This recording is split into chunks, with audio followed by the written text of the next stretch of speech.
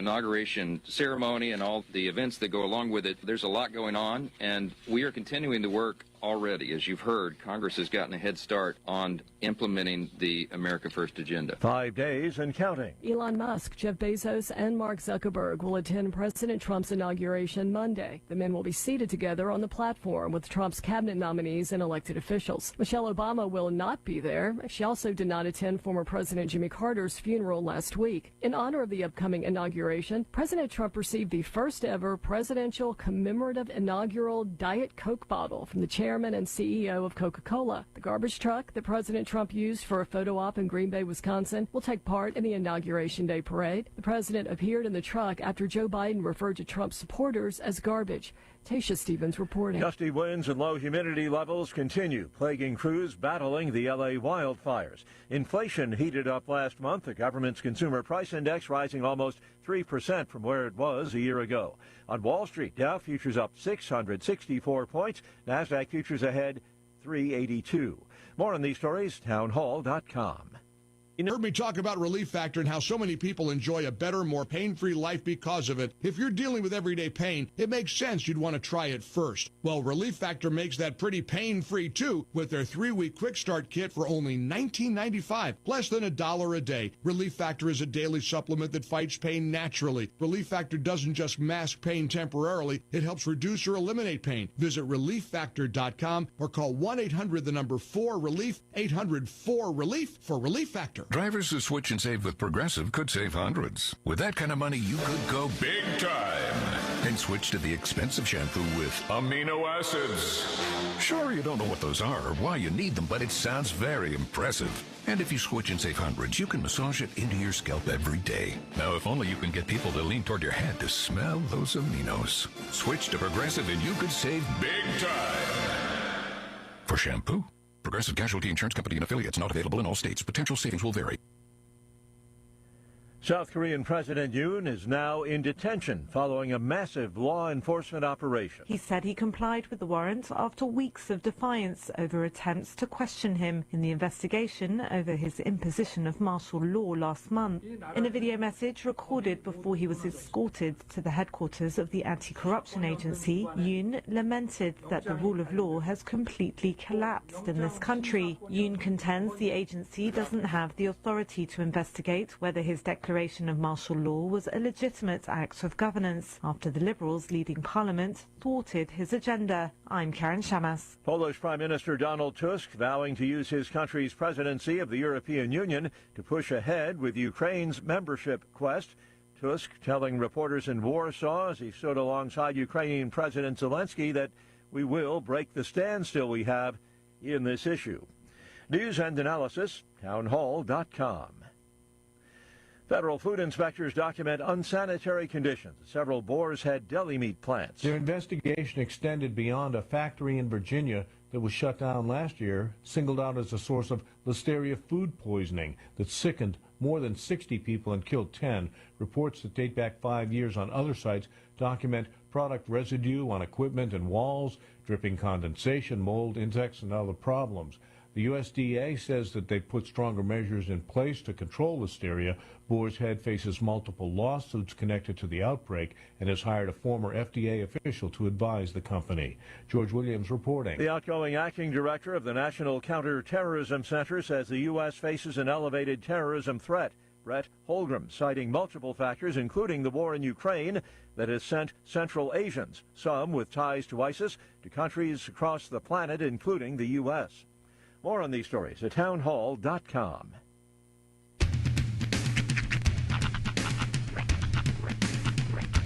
What in the wide, wide world of sports is going on here? I promise you, whatever scum did this, not one man in this force will rest for 1 minute until he's behind bars. Now let's grab a bite to eat. Yeah, come on. I feel the hot wind on my shoulder and the touch of a world that is older. I hit the switch and check the number. I leave it on and then I slumber. I hear the rhythm ringing through it. Flamenco guitar and cumbia music. I hear the talking of the DJ. The tablet said, what does he say? I'm on a Mexican radio.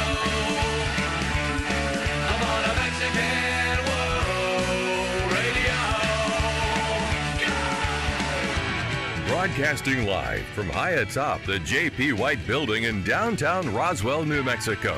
It's Mornings with Mike Winters on 106.5 Roswell's Talk FM. Is that what I sound like when I talk? Now, here's your host, Mike Winters. And good morning, one and all. Welcome to Mornings with Mike Winters. I am he. That would be me, Mike Winters. Happy Wednesday, everybody. Yes. Halfway day. The middle of the week. Hump day. And it's kind of a middle of everything. I mean, it's middle of the week, but like even in middle our of the month. Yeah. But it's even like the middle of our weather. Mm-hmm. Like it was kind of, 40s cold. Friday it's supposed to be like 60s. Yeah. Today's right there smack dab in the middle. 50 degrees. so it's you can feel the middleness of it all. Yeah. We're not quite to Blue Monday. Blue Monday is next Monday. That is the most depressing day of the year. Is it like is there a particular reason why that Monday? There's a few reasons. What's a holiday? It's the furthest day away from any real time off of work that you're going to have again. Because of the holidays, is so far away now that in your rearview mirror that, it's gone now. Right. The bills are starting to hit from the holidays. Work is starting to kind of get back to working. Yeah. And Monday is a holiday. That is true. I forgot about that. Yeah. So maybe it's the blues of because you're Sunday and your Monday, you're like, oh, now I don't get another 3-day weekend forever. Right. Maybe I don't know. It's finally sit in. You're like, oh, I better enjoy it while I got it. Yeah. I guess that's the silver lining on your Blue Monday. Yeah. For some of you. Which proves the point that Valentine's Day is not a real holiday. No, it is. It is not. When you can have a holiday the day after to celebrate the gals, just call it Galentine's Day. I mean, no, that's. It's just a holiday to get you to spend more money on things. It's a guilt trip, is what it is. If you're in a relationship, it's something. It's a day to make you feel bad if you don't do absolutely enough. Well, and it's hysterical standing in line at the gas station because I'm like, who's doing that? Who's going to the stripes? Like, all right, time to get something for Sweetie. It's always dudes. Yeah, well, of course. But I like it. I liken it to there's the is it DoorDash or one of the Uber Eats or one of these. Their campaign for during NFL games is how the NFL is all a big conspiracy to get you to order food, and it's like notice how many logos are named after birds and the Jerry Rice. It's Matthew McConaughey's usually in most of those ads, but anyway. I liken that to Valentine's Day. Notice they put it in February, this time of year where it's really slow in the marketing world and they ain't making any money. And you ain't got your spending taxes. Any money. We got to have a thing to get you out there spending money. My point about Valentine's Day. Fellas, you step your game up. Because they all know that there's no guy out there that's like, ooh, I can't wait to see what I get for Valentine's Day. It's like... What do I got to get for Valentine's Day? I'm going to play my cards right, and maybe I'll get to sleep in my own bed tonight. That's right. Yes, but, the restaurant industry thanks you. The candy industry thanks you. The card industry thanks you. I always think it's funny, too, when, those people who and are the gas station aisle thanks you. Those people who are like, oh, I don't celebrate Christmas. Oh, but you celebrate Valentine's Day, I'll bet. Yes. Yeah. Get out there and spend that hard-earned money, fellas. Just Arbor Day. That's my only day I celebrate. It's the day I set aside every year. I love wood. In all its forms. But happy Wednesday. Yes. Middle of the week. YouTube tutorials have really made me feel like I can do way more than I probably should think that I can. Yeah? Like, because of the fast forward function on most videos, how they'll do the montage where they're just putting stuff together and all of a sudden they have a mini home built. They do the 7 hours of actual thing in 30 seconds. I'm like, this looks so easy. Reaches for chips. And when it's sped up, I feel like I can do it. But I can build a robot. Lumber looks so easy to work with. It does. Yeah. Well, when you've been doing it for 100 years and you got the right tools, yeah, it is probably pretty easy. It's second nature to you. It's kind of like, putting on your socks. It's one of those things where you look at the picture like, yeah, and then you look at yours like, oh my God! Why must I fail at every attempt at masonry? But then you Well, I was watching a woodworking video. That's part of the problem. Hey, Bob Vila made me believe I could do way more than I can years ago. Yeah.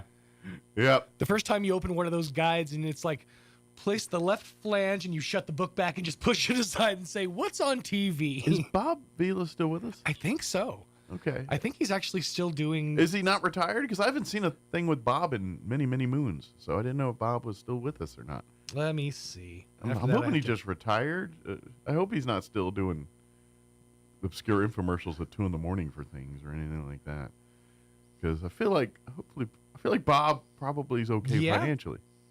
He's still doing good. Still hanging in there. Good. Yep. Good. Got to deal with the thing. But yeah, he's still hanging strong. I hadn't seen Bob in a while, so I was kind of curious about that. See, woodworking.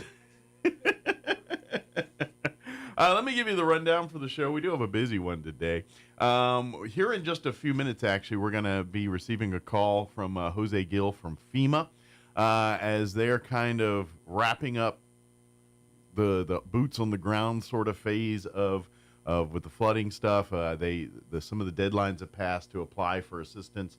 However, and then the actual center at the Roswell Mall will be shutting its doors here on the 18th, so he's going to remind about that. But also remind folks that just because they're packing up shop, they're still available, still involved, and still, things you can do in the meantime kind of stuff. So they'll talk to us here in a few minutes about that.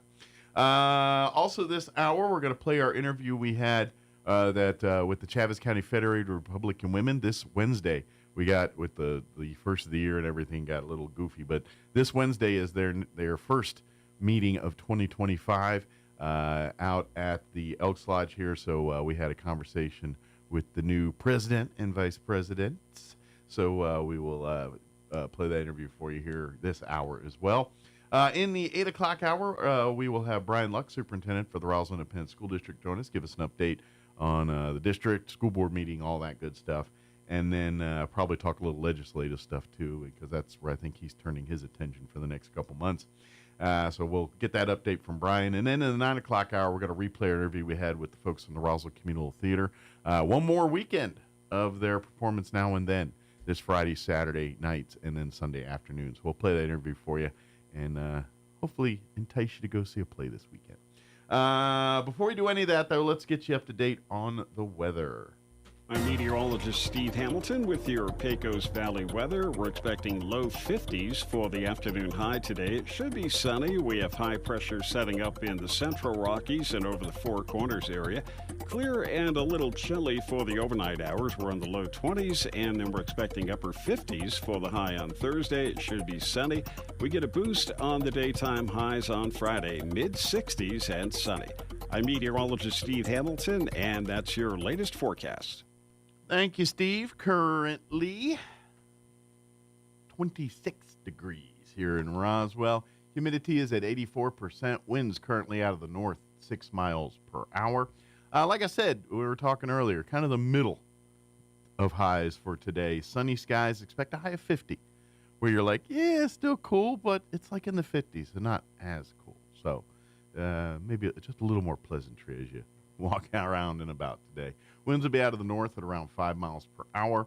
Partly cloudy tonight, looking at an overnight low of 22 degrees with southwest winds at around 5 miles per hour. Thursday, mostly sunny, little bit warmer, 54 for a high tomorrow. Winds will be out of the south at around 5 miles per hour. Tomorrow night, partly cloudy, overnight low of 33 degrees. That'll be the first time in a long time we'll actually be a degree above freezing for an overnight low. That's kind of nice. It's short-lived, but nice. Winds will be out of the south at around 5 miles per hour. Friday, we're hitting 60s. Sunny skies, 64 for a high. West winds 5 to 10 early. Of course, they got to give us a little breeze. Can't give us all nice. Those winds will pick up 15 to 20 for Friday afternoon. Mostly clear Friday night with an overnight low of 29 degrees. Saturday, cooler, but not quite defined as cold yet. Sunny skies, 51 for a high on Saturday. And then Saturday night, things change. And the temps drop. Moisture comes back into the forecast. Although they're backing off on some of that. It was a lot more yesterday. They're kind of backing off on, so who knows. But they are saying we're looking at a 20% chance of rain and snow showers Saturday night, then changing over to just snow after midnight. Partly cloudy with an overnight low of 20 degrees, and they're looking at a 20% chance of precip. So not a big one, but a chance. But it is going to be cold on Sunday, mostly sunny, 37 for a high. They're really backing off on moisture talk on Sunday. Sunday night, clear skies, overnight low of 17, so it's going to be freezing Sunday night. For your Martin Luther King Jr. Day, Monday, there's a 20% chance of snow showers, mostly sunny, 33 are high on Monday. A 30% chance of snow showers on Monday evening or Monday night as well, mostly cloudy, and an overnight low of 12, folks. And then 20% chance of snow Tuesday, high of 27. So, again, while we're talking about it, I'm going to put the plea out to please, if you can help folks in need, I highly recommend you reach out to our local organization, Roswell Food Not Bombs. They have a Facebook page. Search Roswell Food Not Bombs. You'll find it right there. Their day job, kind of, they shift in feeding homeless, and they'll collect food from stores, from restaurants, from schools, from just people, and then set up and go serve food to folks that need to eat. That's what they normally do. But with these cold temps, with a lack of having a warming center for a regular basis for homeless right now, they're doing what they can to help homeless folks deal with these 17 and 20 degree low temps that we're dealing with right now. They're in desperate need of sleeping bags, coats, socks, hats, gloves. If you've got blankets, if you've got tents, if you got anything to help keep people warm, that's the kind of stuff they're needing, and they're giving it out as soon as they get it and handing it out to folks that need it. And from what I'm understanding is with the warming centers and things like that, they're not really opening up unless there's moisture. If it's snowing, raining, then it will. But short of that, they're not. Now, there are slight chances of that here, but regardless, they need this stuff. So please reach out. Roswell Food Not Bombs on Facebook. There you can ask questions, or you can find out how to get these much-needed items to them so they can get them out to these folks in need. So that would be greatly appreciated. It is 7:18. I'm waiting on a phone call from Jose from FEMA. I have not seen it yet. Let me make double sure I'm just not, I didn't miss a call. No, I'm good. All right, so let's do this. It is 7:18. We're going to take a quick commercial break. We'll come back here. If we're going to give them about 15 minutes or so, and before, if not, we'll play our interview we had with the Chaves County Federated Republican Women. But let's do this. Let's take a quick commercial break, and then we'll come back on the other side. Don't go away. You're listening to Mornings with Mike Winters. Hey, Roswell, Happy New Year. Roswell Ford has a New Year's resolution you're going to love. We resolve to sell more new Fords in 2025, so we're going to make it super fun, super fast, and super easy, just for you.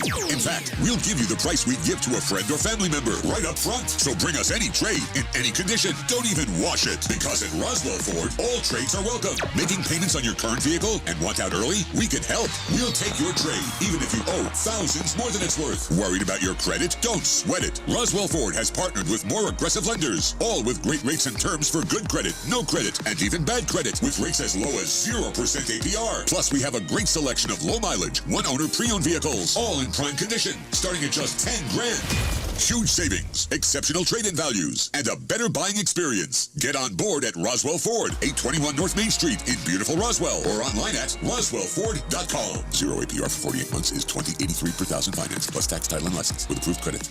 So your pecans aren't as big and bountiful as they used to be? Well, what would Jim Gill do? Hi, this is Ben from Roswell Seed Company. Few people knew as much about pecans as Jim Gill. And if he were here today, he'd tell you it was time to fertilize. He'd tell you just what you need and show you how to use it. Then he'd make some joke about your neighbors making fun of your nuts. So when there's trouble with your pecans, head for Roswell Seed Company and ask them, what would Jim Gill do? At Richland Motors, it's never been easier to sell or trade your current car, truck, or SUV for a newer model to hit the road in. Even if you don't purchase from Richland, they want to buy your vehicle for top dollar. But if you do buy from Richland, don't forget, they're the home of the powertrain warranty for life. That's a whole lot of confidence for you. See Richland for details. 2nd and Sycamore and 1309 Southeast Main. Here is your Pecos Valley News Update. I'm Jared Cirillo. A big development in the Artesia Recreation Center. The Rec Center's foundation has now filed a complaint and a full-on lawsuit against the New Mexico Construction Industries Division, alleging a requirement to include 36 EV charging stations in its parking lot are creating undue burdens and even roadblocks to the Rec Center development. The foundation says the community overwhelmingly supports the Rec Center. The Artesia Rec Center claims the requirement will significantly raise the cost of the new Rec Center development. The Rec Center is being built on privately owned land that will be donated to the city once the facility is complete. Further, the foundation says the 36 charging station requirement lacks consideration for local needs and practical realities. You're up to date. That's a look at local news. I'm Jared Cirillo reporting. If Communist China-owned TikTok gets banned, does that mean it's game over? Not necessarily. Here's how you can keep using TikTok, even if it's officially off the grid. I'm Kim Commando. Stop robo and spam calls, junk email and texts, online stalking, doxing, scams with Incogni. Get 60% off today at privacykim.com. For starters, if it is banned by our government, the TikTok app will be immediately removed from the Apple and Google Play app stores. Do not even think about getting the app anywhere else. It's going to be a prime target for hackers and scammers to steal everything on your phone, including access to your bank account. Now, you could probably still use the TikTok app with a VPN. Just change your location to another country. There's also no word about how using TikTok in your web browser may or may not work. But if you do have videos on TikTok, save them immediately. Use tools like SnapTik or 4K Talk Kit to download your entire profile. Always stay tech ahead with my free newsletter. Sign up right now at getkim.com. Think about this. Every time you look up anything online, even your embarrassing and private searches, fill out a form or shop, data brokers are watching. They collect and sell your information to anyone willing to pay. Your name, address, phone number, social security number, and even your social media activity. It's all out there, often without your knowledge or consent. And data brokers know everything. They use personal details to track and target you in ways you may not even realize. But there is a way to fight back. Incogni. It's a powerful tool that removes your data from these brokers, making it much harder for anyone to get their hands on your personal info. Incogni automatically handles the tedious process of sending removal requests to data broker sites, so you don't have to. It also cuts down on the annoying spam calls, texts, and emails. Incogni helps you take control of your personal data and reclaim your privacy. Visit privacykim.com for my deal with Incogni. Go to privacykim.com now for 60% off. privacykim.com. It's possible to turn peanut butter into diamonds. Peter Pan tried it with his buddy Skippy, but they couldn't do it in a jiff. Here's Mike Winters. And good morning. It is 24 minutes after 7 o'clock, and joining us on the phone this morning, I'm going to say one last time here from FEMA, Jose Gill back with us. Good morning, sir. How are you doing today? Good morning. I'm doing good. Happy New Year. Happy New Year to you. And first off, we kind of want to come on to to remind folks here as things are kind of shifting from the FEMA perspective here, where the deadlines have passed for applying for some of the various programs and things, and then of course on the 18th here the center at the Roswell Mall will close its doors. But you want to remind folks that just because those things are happening doesn't mean you guys aren't done with us yet. Pretty much, right? That's a key message right there. You know, FEMA is still here. There is a lot to do to support the state as well as Chavez County. And just to reiterate, you know, although the deadline has passed, we are still listening case by case if there's any particular situations where we can move things around to ensure that we can leverage resources. I mean, to date, it's been amazing working with the residents, local officials, because we've been able to get over $17 million out to impacted residents in Chavez County. That's phenomenal. And, you know, small business, and They've been able to be in lockstep with us with over $5 million approved in loans. So there's been remarkable things happening in Chavez County. Absolutely. And but for folks, if you're still having, in the middle of your cases and things like that, that's where you really want to tell folks that, hey, in the meantime, you can still keep checking on your status. If you have any updates to any changes, the addresses moving, things like that, keep that kind of stuff going.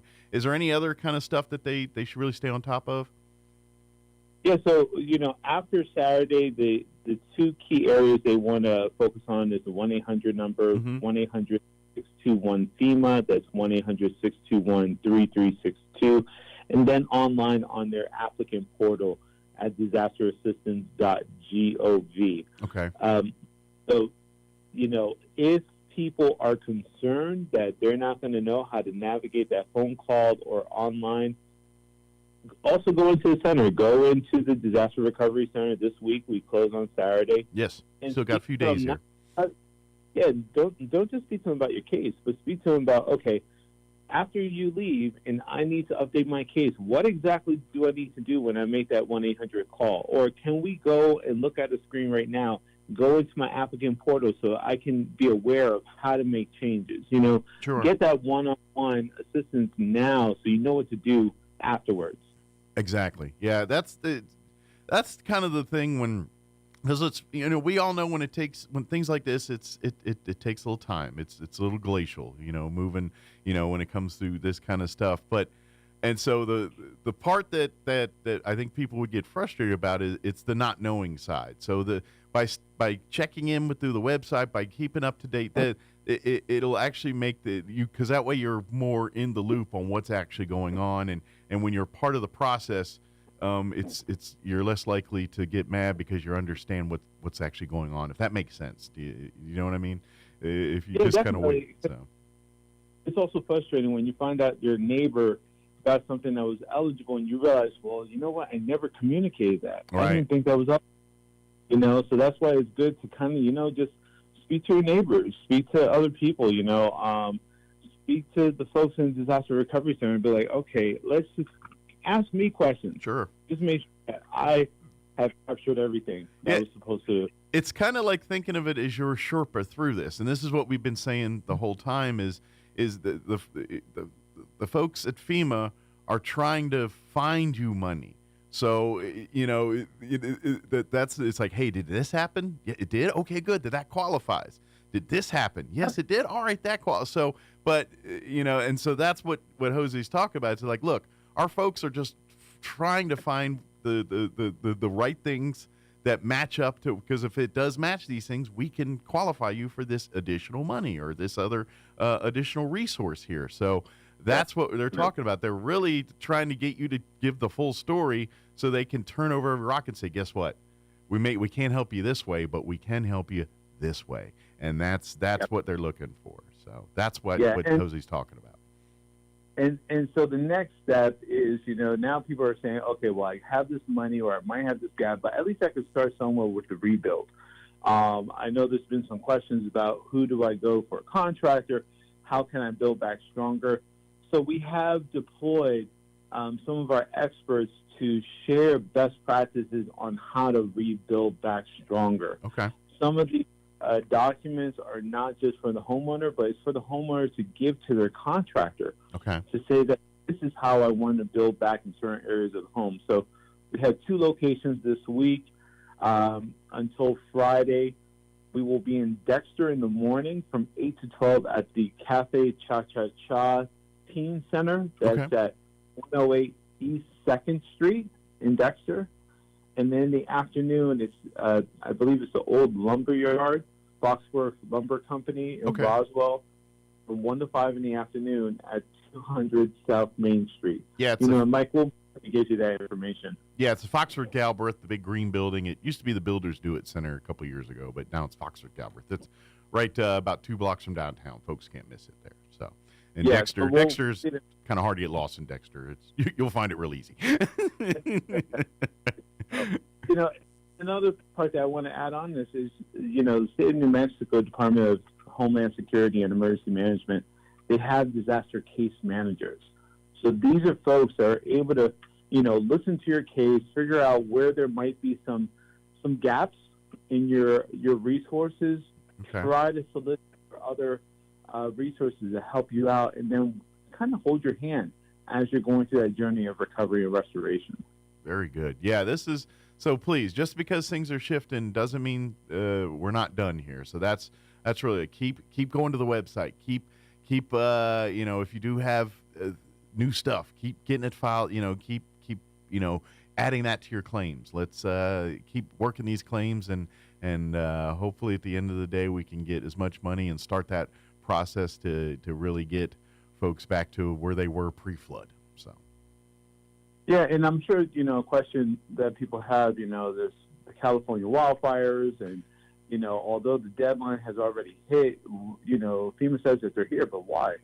Well, there's a lot of work to do with the local officials, with public works. Sure. There's roads that need to be rebuilt. There's bridges that have to be repaired. We're looking at the waterways, flood controls, so that we can minimize the risk for the future. That's the next leg of why FEMA is still here, and we're postured here in Roswell. We're actually in the process of moving our administrative office from Santa Fe and getting everybody down here to Roswell. Okay. So we can concentrate on the efforts here and be very timely. Excellent. So in some ways it'll be less, but in other ways more. I mean, as far as like the triage stuff, that's kind of obviously taking a back seat. But now you guys are kind of setting up, a more permanent presence here for now. So that's good too. So. Yeah. Yep.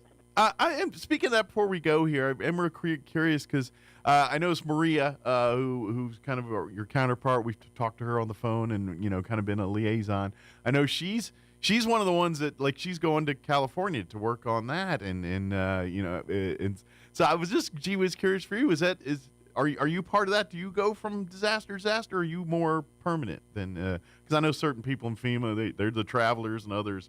I was just curious for you. Do you stay here, or do you go on to the next disaster, so to speak?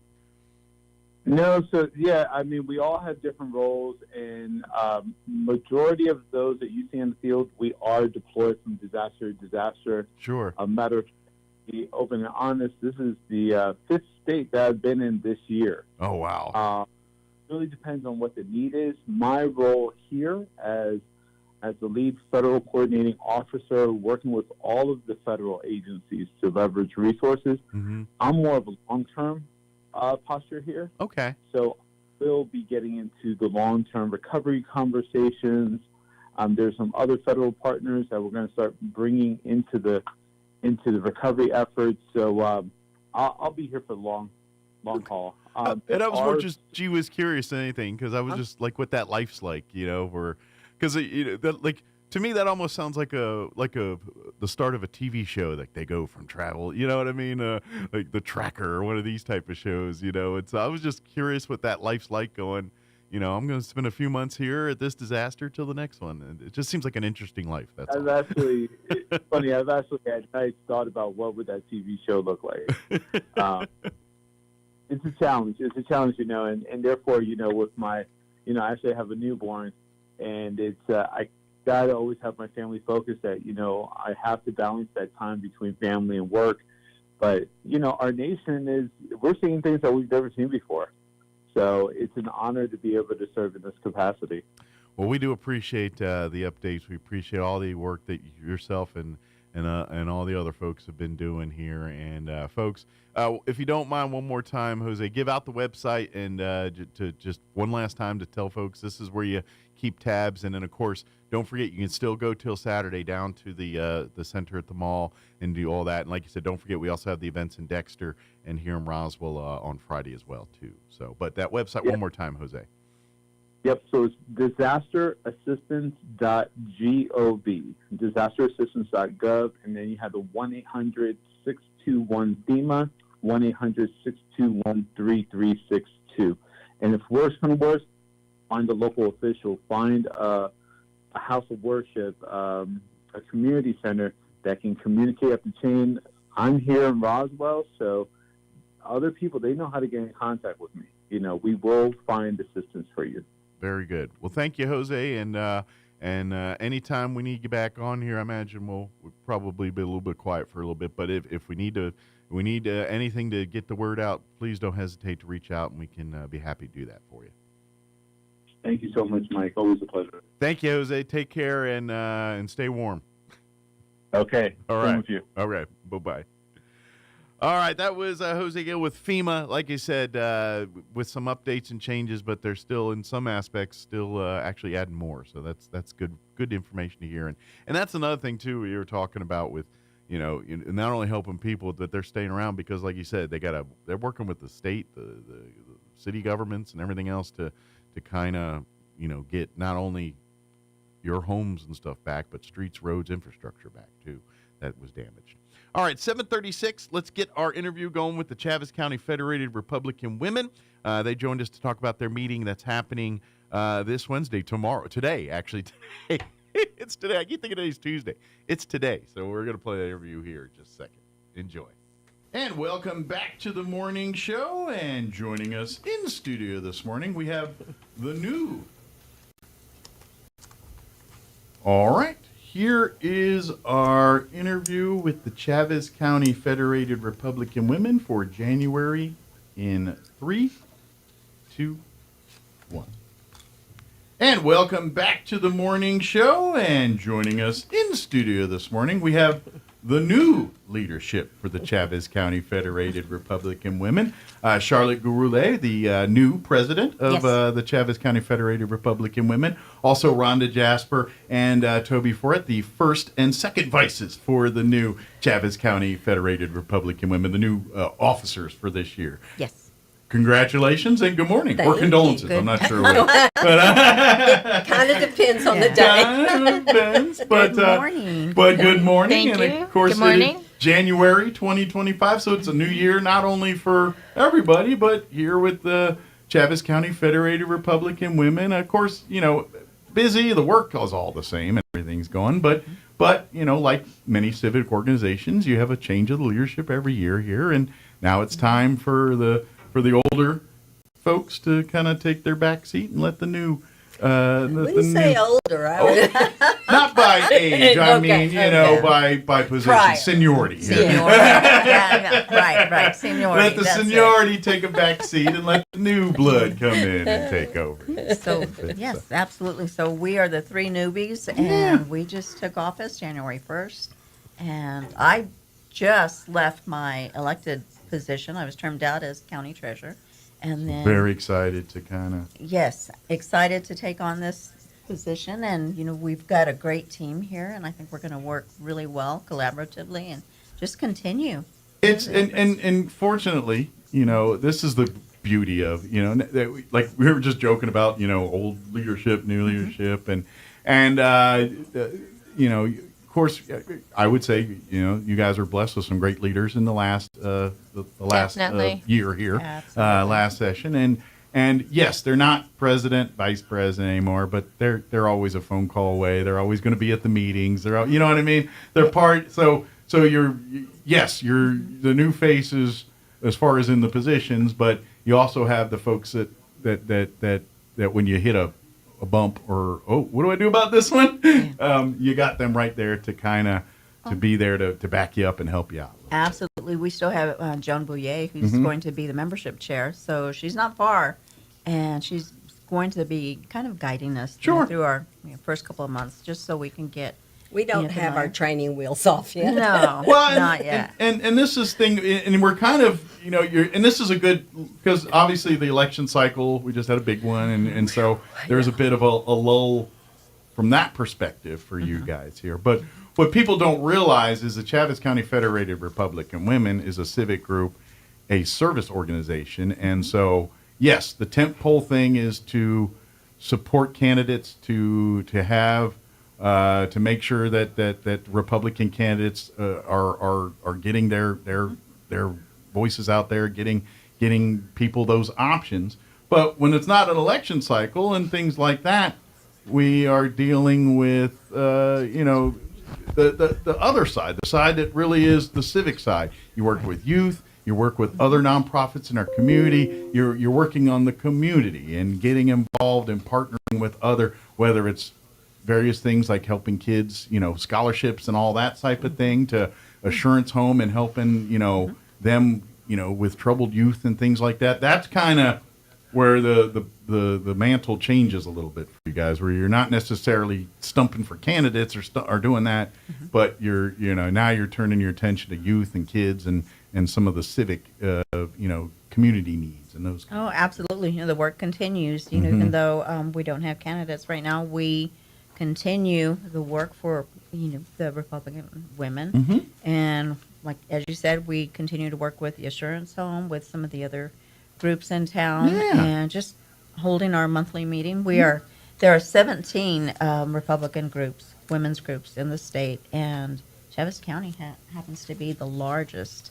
Our membership, because of people like Joan Bouillet, who's really a pit bull on on the efforts and increasing. Now, don't get me wrong. There's still some business to be had here. I mean, obviously, of course, just this past weekend here, news broke that one of our representatives is going to have to step down here due to some personal concerns and things, some health stuff.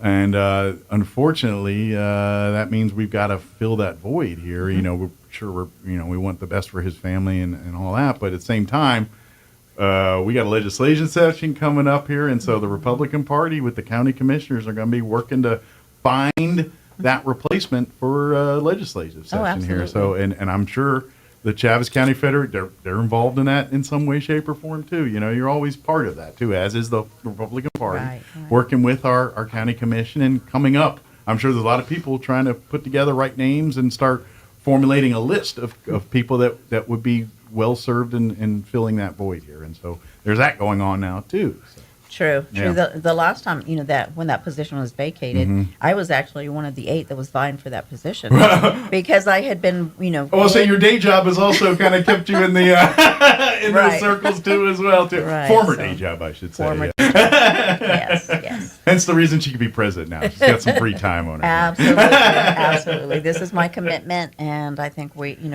with the 3 of us, we're going to make just a wonderful team. Yeah. And keep moving forward. But this sounds like to be a good time, like if you're looking to get involved. Like, we talk about first of the year, we talk about new resolutions, and people, make goals and aspirations for their lives. Well, maybe one of your goals, should be a goal, I think this should be everyone's, is getting more involved in your community.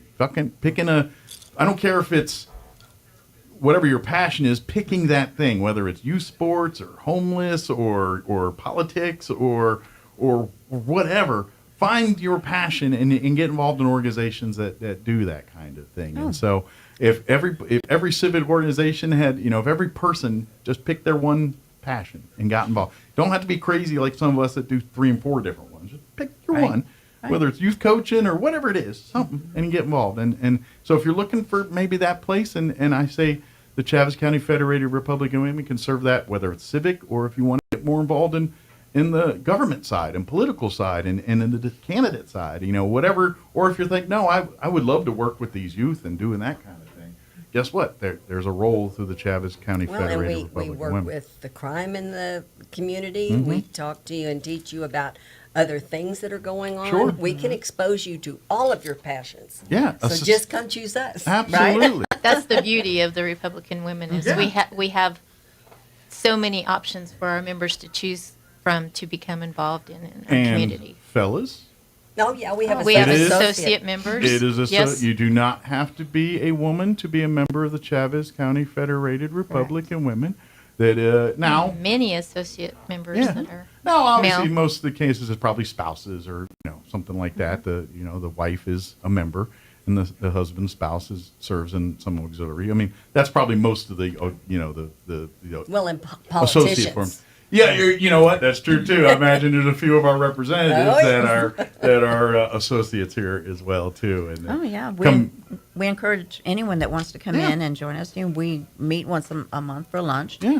And we also, have a great board. They can come in and join us. Absolutely. You don't even have to live in Roswell. We have many out-of-town members, out-of-state members. Well, this Chaves County, so Dexter, Hagerman, Lake right. Arthur, all of. Now, if you live in other parts of the state, each these communities, we have Federated Republican Women organizations throughout the state, and I would highly recommend because our Chaves County, they're kind of the leaders in the state. They're the ones that are really making a difference, and we need that kind of excitement, that kind of joy in the Four Corners and Santa Fe and all Las Cruces and all these other parts of the state as well too. So if you have friends and family or listening through social media or wherever through those ways, and you're not close enough to Chaves County, please. I'm sure every county or every major municipality, they've got something nearby throughout the state. Absolutely. And that's another role for Chaves County is we meet with other groups around the state and try to help them increase their membership and just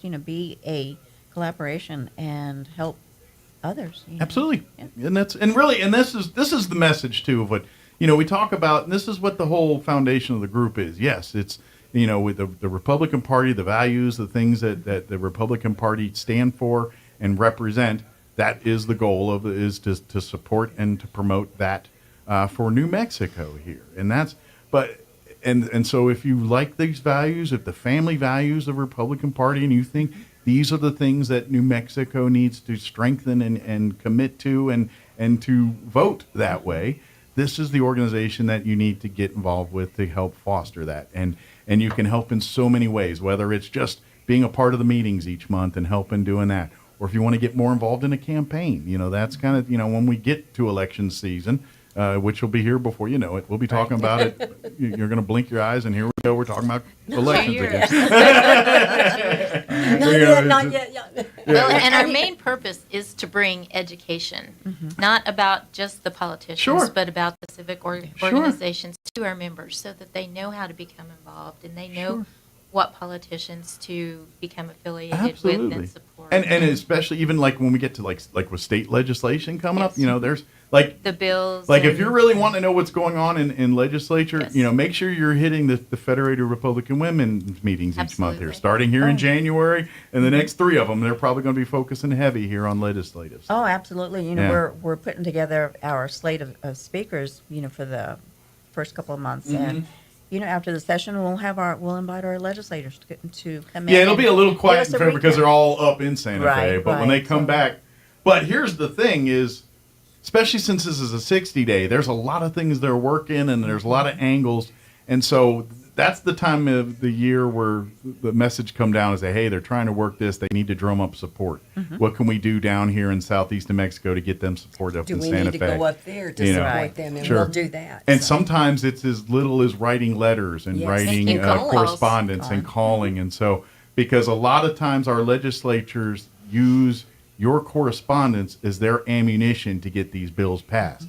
When our Republican candidates or Republican legislators are in those committee meetings and in those rooms and they're fighting for this certain bill, they've got a stack of emails. They've got a stack of correspondence that says, these are my constituents telling me they want this for our state. I've got a stack of them here. So sometimes that's the power. That's and that's how our affiliation with our sister and our other where Republican women groups also helps. Where Republicans lack in numbers in these rooms, and they always do in New Mexico rooms here, they can make up for that a little bit with a stack of constituents saying this is exactly what we want. This is the will of the people here, not the will of the Republican Party, the will of the people we're talking about. Right. And, we work hand in hand with the Republican Party of Chaves County. We work closely. We help them, make phone calls. We get the message out. We do voter registration. And, they are going to be or electing their new leadership for the next 2 years. So, we'll be working with them as well, working closely. And so if you kind of want to see a little bit, see how the sausage is made a little bit here and really get involved in your state and what's going on, I invite you to come out next week to the meeting, to the monthly meeting. It's this week. Oh, it's this week. Yes, Oh, that's right. We're away off. It's right. 3-2. You're right. It's tonight. So it is kind of goofed off. So it'll be here on Wednesday today. The Republican Party of Chaves County meets this evening. It's the actual the biennial. Yes, the biennial, and then our luncheon is on Wednesday, and we do have Under Sheriff Charles Eastlis coming in. Excellent. To give us just a recap of some, the crime that we're seeing out in the county, and it's been a busy year for the sheriff's department. It really has. Even outside of the crazy floodings and fire. Criminals don't take time off, do they? No. Well, we also have some other speakers coming in. There's going to be an update on the air races. We're going to have someone come in and just, let us know what the status of that is. And May of this year, there's going to be a bunch of folks coming into town getting Absolutely. their certifications and all that. And then in September, it's game on for this thing. So I heard that hotels are already booked. they're for booking now. the event, It's a big deal. It is. It It is. is. I think it's gonna be great. It is a great And- economic and personal, I think, good thing for Roswell. Absolutely. Sure, it's going to definitely bring business, I but think they're booked all the way to Carlsbad, is what I've been hearing. Southeast New Mexico has seen a huge impact Yeah, in this. most This is of more. every This is a town. regional thing. It's kind of It for folks. If you don't realize it, this could be as big or bigger than Balloon Fiesta up in Albuquerque. Is what we're talking about here. The level. These folks have a game like you ever heard of Flight Simulator? It's one of the most selling computer games of all time. They have a version of the Roswell Air Races as part of that. There's millions of people across the world that play and are involved and know about this stuff. This is as big as the little green men. It is a big deal that we could get this thing, and it's going to show. You're going to see an impact positively. You're going to see our town get a little bigger, and towns nearby are going to get a little bigger. So, we encourage, people to come in, join us, Absolutely. and get an update on everything that's going on. And now it is over lunch. It's it's generally the third Wednesday of the month at about 11:30. That's and you guys have been meeting at we are at the Elks Lodge. Elks Lodge. Yeah, that's kind of At the Montana. new home. No, they used to be always at the convention center. Obviously, the floodings kind of put a damper on that one for now. But each month at the Elks Lodge there. 1720 North Montana. There you go. And the doors open at 11:30. We serve lunch. Yeah. And We also we go get live started. on Facebook.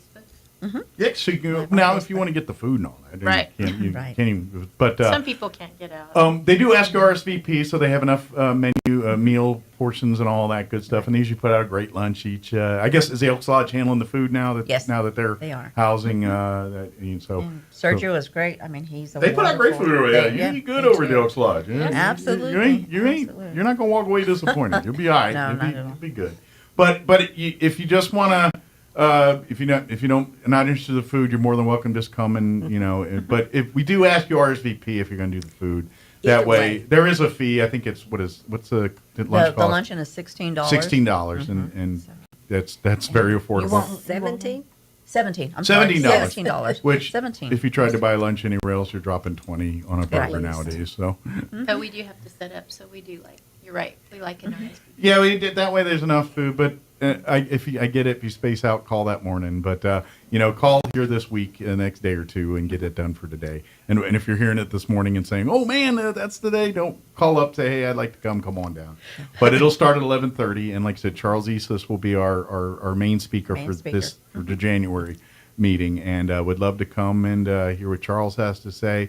Get more involved if you want to get involved in our community.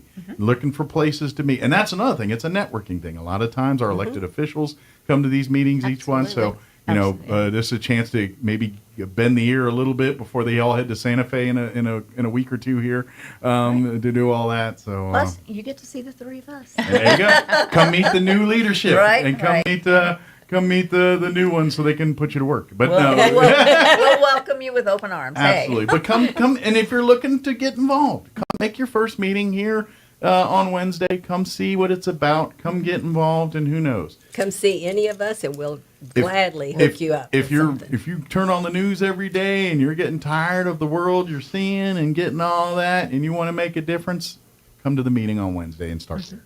Come and have lunch. Come and hear what they have to say. Maybe we can get you to just become a Federated Republic of Women, and that starts the process to where you see more how New Mexico's run and what you can do to fix it. Absolutely. Yeah. Everyone has a voice, and the camaraderie, the networking that you do at every meeting. I mean, it's Lots of great. education. Yeah, and the food's pretty good and everything else. Isn't Our new Senator Pat Boone that took over, I remember when I saw that handout of his, I went, Pat Boone, is this a joke? You know? And I would have never unfortunately, met he shares him. the name of the very famous singer. Very and, famous, but I would have never met him had he not come. And they're talked not to related. us. Sorry, you're Right. country star Pat Boone is not your state No. representative. Those are two different people. But that's the kind of stuff you see, and you get to meet them and talk to them and hear what they have to say. Because I'm sure he's heard that his whole life. Oh, I When bet. your name's Pat Boone, he's like, yeah, I'm very familiar with Pat Boone. Maybe we could book you for the prom. There you go. Well, put it this way: the singer Pat Boone, I won't ask him to run my government, and I won't ask our Pat Boone to sing as a country song. Amen. There we go. But anything else you guys? anything else you want to mention? And of course, if you want to get involved and volunteer, if you're looking to get involved, please reach out. Say, hey, they work with youth. They work with our elected officials. There's a lot of different territories that you can work with the Chavez County Federated Republic. A lot of We different. really areas. appreciate the opportunity to come on and Anytime. let people in Roswell know about us. And come on thank you out. so much. See us on Wednesday, Yeah, right. We welcome you to lunch on Wednesday and 11:30 at the Elks the Lodge Elks. there on Montana. Right. So come on down. Well, thank you, ladies. Thank you. Thank you. Congratulations. And I'm sure meeting number 1 will be a smashing success. Meeting one of many. I love How your long- optimism. Is it 1-year terms or 2-year terms? 2-year terms. Okay, so one of the next, I guess, 24 meetings. right. Our first of 24. But we honor our veterans. We honor a lot of different people. So Yeah, you just missed those. We did that back in November Yeah. and stuff, but we'll do it again here in November. Absolutely. We had a great meeting turnout. honoring our I was very veterans honored to be a in part November. of it, and Yes, it was they asked beautiful. me every year to come, and I'm very Yes. happy to do that. And It was meet really and shake nice, wasn't hands it? with a lot of, and we get a great turnout. There's usually 40, 50 at least every year I've been a part of it. Veterans that come out to this thing, and you don't realize how many of the people that walk amongst you have served and sacrificed. and yes. sacrificed. You're absolutely correct. Thank you, ladies. Thank you. And good luck on the new Hey, term here. New position. We're doing this. Good Appreciate deal. it. Thank you. That wasn't so bad. We just talked for 22 minutes. Oh, Appreciate goodness. you. Thank you. And this is. And we can, I'm excited. and does We're this gonna Monday work, or did you rather do a different day, or what? And Goddard last night, part 2. The first one was at Roswell High. The second part last night, Goddard High and Roswell wins them both. Start with the girls' game, where it's a low-scoring affair, and Roswell wins 34-27 to move to 12-5 on the season. Goddard is 9-7. Goddard just beat Roswell the week before by 6 points. Roswell will. Running a business is tough. Operational demands change fast, and keeping up can feel impossible. That's where DSI comes in. We've been helping local businesses thrive for over 25 years. You might know us for printer products, but we're your one-stop shop for cutting-edge office technology, from managed IT to video security, audio-visual technology, and more. DSI has everything you need. We're flexible, local, and have the resources of a national corporation. Be more productive. Make more money. DSI, the heartbeat of business. Visit DSINM.com. 106.5. With the Wall Street Business Report, I'm Bill Alexander. Fires raging across the Los Angeles area will cost insurers as much as $30 billion. Wells Fargo and Goldman Sachs said in reports with their estimates. After accounting for non-insured damages, the total cost will balloon to $40 billion, the report said. U.S. producer prices rose less than expected in December as higher costs for goods were partially offset by stable services prices, suggesting inflation remained on a downward trend after progress had stalled in recent months. Colonial Pipeline, the largest refined products pipeline operator in the United States, is responding to a report of a potential gasoline leak in Georgia. The pipeline that was shut transports about 1.5 million barrels of gasoline a day and runs from Houston, Texas to Greensboro, North Carolina. Boeing delivered the fewest jets last year since the pandemic as the plane maker worked to restore confidence in its manufacturing after a turbulent year. For the Wall Street Business Report, I'm Bill Alexander in Washington. Your home for Coast to Coast AM in Roswell, 106.5, Roswell's Talk FM, KEND, Roswell, New Mexico. Townhall.com. I'm Rich Thomason. The Southern California wildfires continue to rage. They're being driven by powerful winds. This is really just the last push here. of these winds here today, and hopefully if we can get through today, we're going to have some better conditions for late week, and especially into Friday and Saturday. Todd Hall of the National Weather Service. The fires have claimed as many as 12,000 buildings, including many homes. The fire death toll stands at least 25. Another round of Senate hearings today for President-elect Trump's cabinet nominees, including Attorney General nominee Pam Bondi, Defense Secretary nominee Pete Hegseth before the Senate Armed Services Committee yesterday. The Department of Defense under Donald Trump will achieve peace through strength. And in pursuing these America First national security goals will remain patriotically apolitical and stridently constitutional. Hegseth denies anonymous allegations of wrongdoing in his personal conduct. Israel and Hamas reportedly on the cusp of a ceasefire aimed at ending the ongoing war in Gaza. Hamas officials say they've accepted a draft of the proposal. The Israelis say there still is no deal, but they're also voicing optimism as final details are being worked out. Qatar, the Mideast country that's been mediating the talks, say the sides have not been this close to an agreement in months. It's correspondent Joseph Fetterman reporting from Jerusalem. Inflation may be down, but it's definitely not out. The Consumer Price Index rose 2.9% last month from where it stood 1 year ago. Higher prices for gas, eggs, and used cars helping to fuel the increase. Wall Street flying high this morning. The Dow is up 715 points, gain of more than 1.5%. The Nasdaq 408 points higher. More on these stories at townhall.com.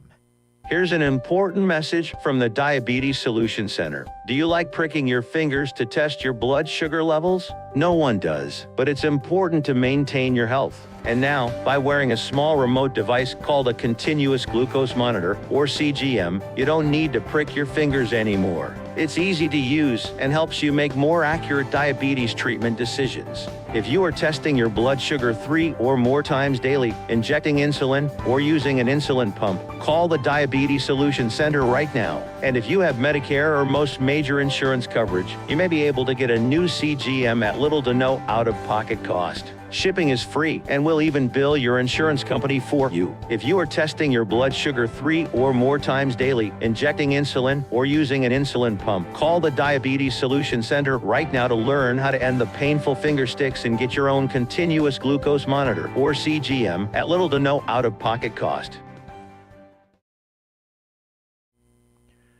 South Korea's impeached president has been detained in a massive law enforcement operation at the presidential compound. The BBC's Shaima Khalil is in Seoul. Minutes after his motorcade left the presidential residence, Yoon Sung-yeol arrived at the Corruption Investigation Office, or the CIO.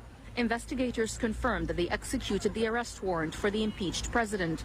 He's being investigated for alleged insurrection and abuse of power, both related to his botched declaration of martial law in December. But in a video message, Mr. Yoon said he had agreed to appear before the CIO to prevent any bloodshed. The opposition Democratic Party said that Yoon's arrest was the first step towards restoring constitutional order, democracy, and the rule of law. Europe's largest economy continues to shrink. Official figures show the German economy contracted for the second consecutive year in 2024. The Federal Statistical Office says the German GDP shrank 0.2% last year, following a decline in 2023. Townhall.com. A violent South American gang is losing one of its bases of operation in Aurora. Officials say a Colorado apartment complex where armed members of Tren de Aragua, a Venezuelan gang, were caught on video entering a unit last summer, is expected to close in about a month under an emergency court order. Officials last week asked a judge to close the property in the meantime, arguing the situation reached a breaking point following the violent kidnapping and assault of 2 residents last month. The city's request was granted Friday. 4 of the 6 men shown in the August video have since been arrested. John Scott reporting. California has withdrawn requests for the EPA to grant the state authority to enforce more stringent rules limiting emissions from diesel-powered trains and big rigs. The state is backing down, expecting a pushback from the incoming Trump administration. More on these stories at townhall.com.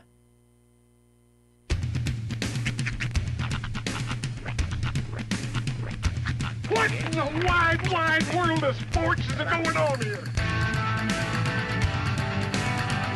I promise you, whatever scum did this, not one man on this force will rest for 1 minute until he's behind bars. Now let's grab a bite to eat. Yeah, come on. I feel the hot wind on my shoulder and the touch of a world that is older. I hit the switch and check the number. I leave it on and then I slumber. I hear the rhythm ringing through it. Flamenco guitar and cumbia music. I hear the talking of the DJ. The devil wishing, what does he say? I'm on a Mexican radio. I'm on a Mexican world radio. Broadcasting live from high atop the J.P. White Building in downtown Roswell, New Mexico. It's Mornings with Mike Winters on 106.5 Roswell's Talk FM. Is that what I sound like when I talk? Now, here's your host, Mike Winters. And good morning. It is 6 minutes after 8 o'clock. Welcome to hour number 2. The deuce of Mornings with Mike Winters, right here on 106.5 Roswell's Talk FM. Happy Wednesday.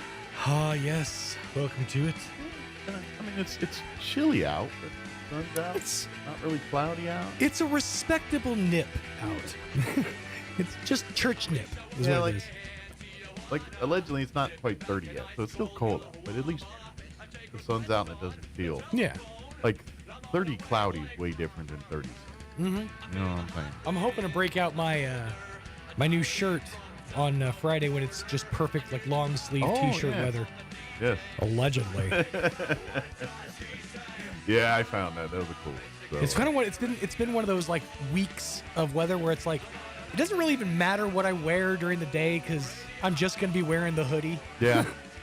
Yeah, and then I get here, Mm-hmm. and then I'm like, oh man, I went too heavy. Now I'm hot. And then I get it because this building can go either way. I could be freezing or I can be sweltering. Yep. And so in the winter, I get all of it. So There was a day when you were gone, and I had to chastise our young companion Roy for this one. Uh-oh. But I came into this room, into the office, and it was just unbearable. Like hot or cold? Okay. Hot. I took my coat off. I eventually came in here and opened this window about that much, and the rush of cold air took my breath away. I was standing there gulping it. It's like eating a Certs with Retsin. And I was like, why is it so hot in here? And then immediately I'm like, oh, the air conditioner's not on in the equipment room. We have a bunch of stuff that gets real hot and requires an extra air conditioner. If you don't leave it on, this room gets real hot. Yeah. We're and part 2 is the boiler for the building is the room adjacent to our office. So we have heat. We don't turn on our heat. We don't need to. Right. Between everyone else turning on their heat and then the electronics in the room there that generates heat, we're fine for heat in the winter. The saga of this building goes even deeper because there's I believe we have a hidden employee somewhere in this building, and I'll explain. Maybe they're elves. Well, maybe there's a door on the side of our building that we often joke is a portal to hell. Because there's like just a staircase into blackness. Yeah. No handrail or anything. It's just a staircase into nothing. I saw Modesto go down it the other day. But have you noticed that throughout the day, you'll just hear random, like what sounds like somebody pounding metal? Mm-hmm. Like somebody like foundering a sword? It was pretty prevalent yesterday. It was very prevalent yesterday. Yeah. I theorize that this building has an Igor. We have a one-eyed man with a humpback who just hangs out in the abyss. Okay. And his whole job is to strike the heater to keep it working. Maybe. Like, you know how when you used to have one of those tube TVs back in the day and it would be all, whoa, you go whack and go upside its head, and all of a sudden it would start working? You remember the movie Waterworld? Yes. You know the guy that was in the Exxon Valdez that was in like a little dinghy boat in the tanker that just was there to keep the oil levels? Yep. A guy like that, maybe. He's that guy, yeah. Then he spits and he's like, "Thank you, sir." That's why Modesto goes down there to give him the table scraps for the day. Well, that's why I was saying, it jives because what's today? Wednesday? Wednesday. Monday, I saw Modesto I was coming back from lunch. The door was open, and Right. Modesto was going down. Was he carrying a plate of meat? I did not notice because I was more like, if I never see Modesto again, I know the first place to look. That was what my first thought. Well, and the other, and this is totally a self-serving break. But the other thing is they've been doing construction on the awning over our building. Yes. Yesterday, their whole thing was, we're just going to take all this debris we've worked up and we're just going to throw it off the roof to the dumpster they had set up on the street. Yeah. So at least 3 different times yesterday, I'd be walking along the sidewalk under the awning, and just half a building would crash down next to me. I would just jump to the side thinking I was under attack. It's like earthquake. Oh, wait. No, just destruction. But yeah, so it's been a rough couple of days for us around here. Yeah. Starting to get a little PTSD from this office. A little bit, but good news is I think today feels pleasant in here. I feel not cold nor hot. I feel right. I'm the Goldilocks of temperatures right now. Oh, he's gonna he's gonna strip down. I went short sleeve. See? Yeah, he went That's how t-shirt confident today. I was. Yeah, nice. No, I went long sleeve tee today. So I said 50. That's kind of long sleeve tee. It's a t-shirt, but still gives me some length. Some breathability, some movability. It's the mullet of shirts. Little business, little party. You know what I'm running into though with my long sleeve tees is every now and again I'll have one on and I'll have my hoodie on also. I have like an itch right here on my arm, and I'll reach in to go under the sleeve to get it, and there's just nothing but continuous sleeve. So now I just look like a moron. Yeah, I don't do that. Yeah, it's become a problem, real first world problem. But if I do get cold, usually it's by myself. I will sometimes do moves like this. And then kind of just sit there like this, and people are like, "What's wrong with you?" I didn't realize I was in this position. That just reminds me. I don't know where it came from, or who taught. If it was just like passed down from kid to kid to kid. Yeah. But do you remember how for like a period of, we'll call it like 3 years in the 90s, everybody and their mama they would have their like long sleeve shirts on or their coats on. I'm trying to zip my hoodie up, and they would pull this number, where you tuck your one sleeve in, and you hold the sleeve, then you pull the arm back, and you do this thing. You don't remember that? For a long time, people, like a whole generation of people were doing that, where they would like, oh, what's this? Woo, woo. For those who aren't watching the video, you just take your one hand, put it inside of your coat, and you move it up and down to make it look like there's something trying to escape from your chest. That sounds like the old school version of flossing. It was kind of like our flossing for a quick minute, yeah. It was just like, for like 2 years, everybody was doing it. I saw it in like a movie once, and then it was just gone. Right. Before the moonwalk. Before the But flossing. bear in mind, this was also before the internet. Where like, how did stuff just get from one playground to another? Yeah. Well, I mean, and that's the difference. Like, everyone that like gets on to things like the people with the water bottle flips and all that, it's like, you realize we did all the same stuff. There just was no one there with cameras. I mean, it may not be that thing, but it was a thing. You know what I mean? The one that everybody refers to, and we've talked about this before, is the S. Oh, yeah. For no matter what part of America, there's one over there. No matter what part of America you grew up in, everybody at some point on a notebook had that S on there, where it's 3 lines and then 3 lines at the bottom, folks. Boom. And then you connect the lines and it makes the S. Everybody did this thing back in the day, but there was no like centralized internet for us to be like, ooh, this is what we're talking about, and you can hold that up to the camera. So that one or this one, either one will get you. There you go. The old S, and nobody knew where it came from. Nobody can explain the origin, but just every kid of a certain age just knew how to do it. Yep. And it was on every Trapper Keeper notebook. And you don't see it these days. That's right. Speaking of school notebooks, Superintendent Brian Luck will be joining us. Look at you with the segue. He's going to be joining us here to give us his report on what's going on with the district, and just give us up to date what's happening around the school district this morning. Later on the hour, we'll get you up to date with news of the locale variety, along with your Wall Street Business Update, and whatever else we can come up with for this hour of the show. Indeed. Before we do anything else, we've been talking about it. Now, for your listening pleasure, the weather. I'm meteorologist Steve Hamilton with your Pecos Valley weather. We're expecting low 50s for the afternoon high today. It should be sunny. We have high pressure setting up in the central Rockies and over the Four Corners area. Clear and a little chilly for the overnight hours. We're in the low 20s, and then we're expecting upper 50s for the high on Thursday. It should be sunny. We get a boost on the daytime highs on Friday, mid 60s and sunny. I'm meteorologist Steve Hamilton, and that's your latest forecast. Thank you, Steve. Currently 29 degrees here in Roswell. Humidity is at 78%. Winds currently out of the north at 5 miles per hour. This is, like I was saying earlier, like not only we're in the middle of the week, but we're kind of in the middle of nice weather-ish. Whereas, like, it started the week in the, low 40s, really cold, and then it's kind of been getting a little warmer.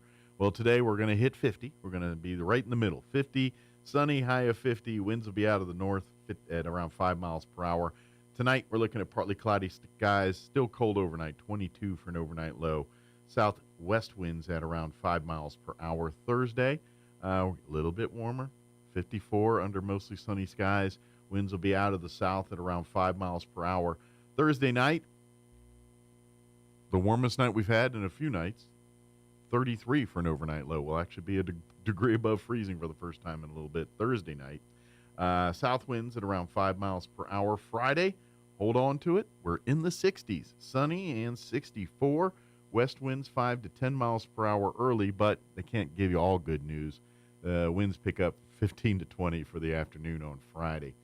Friday night, mostly clear. Overnight low of 29 degrees. And then things start cooling down, and then we get cold again. Saturday, sunny, 51 for a high. But then Saturday night, we're looking at a 20% chance of rain. Then rain and snow mix, and then changing over to snow after 11 midnight. Partly cloudy with an overnight low of 20, and they're talking 20% chance of precip. But things do cool down Saturday. We're back down into the 30s, mostly sunny, 37 for a high. Sunday night, mostly clear, overnight low of 17. For Martin Luther King Jr. Day Monday, we are looking at a 20% chance of snow, mostly sunny. Our high on Monday of 33. Monday night, we're looking at a 30% chance of snow, cloudy, with an overnight low of 12. 12, folks. That's cold. Tuesday, 20% chance of snow, partly cloudy, with a high of 27. So next week, we're getting cold. All right, 8:18. We're going to take a 3-minute break. Then Superintendent Brian Luck will join us here on the other side. Don't go away. You're listening to Mornings with Mike Winters.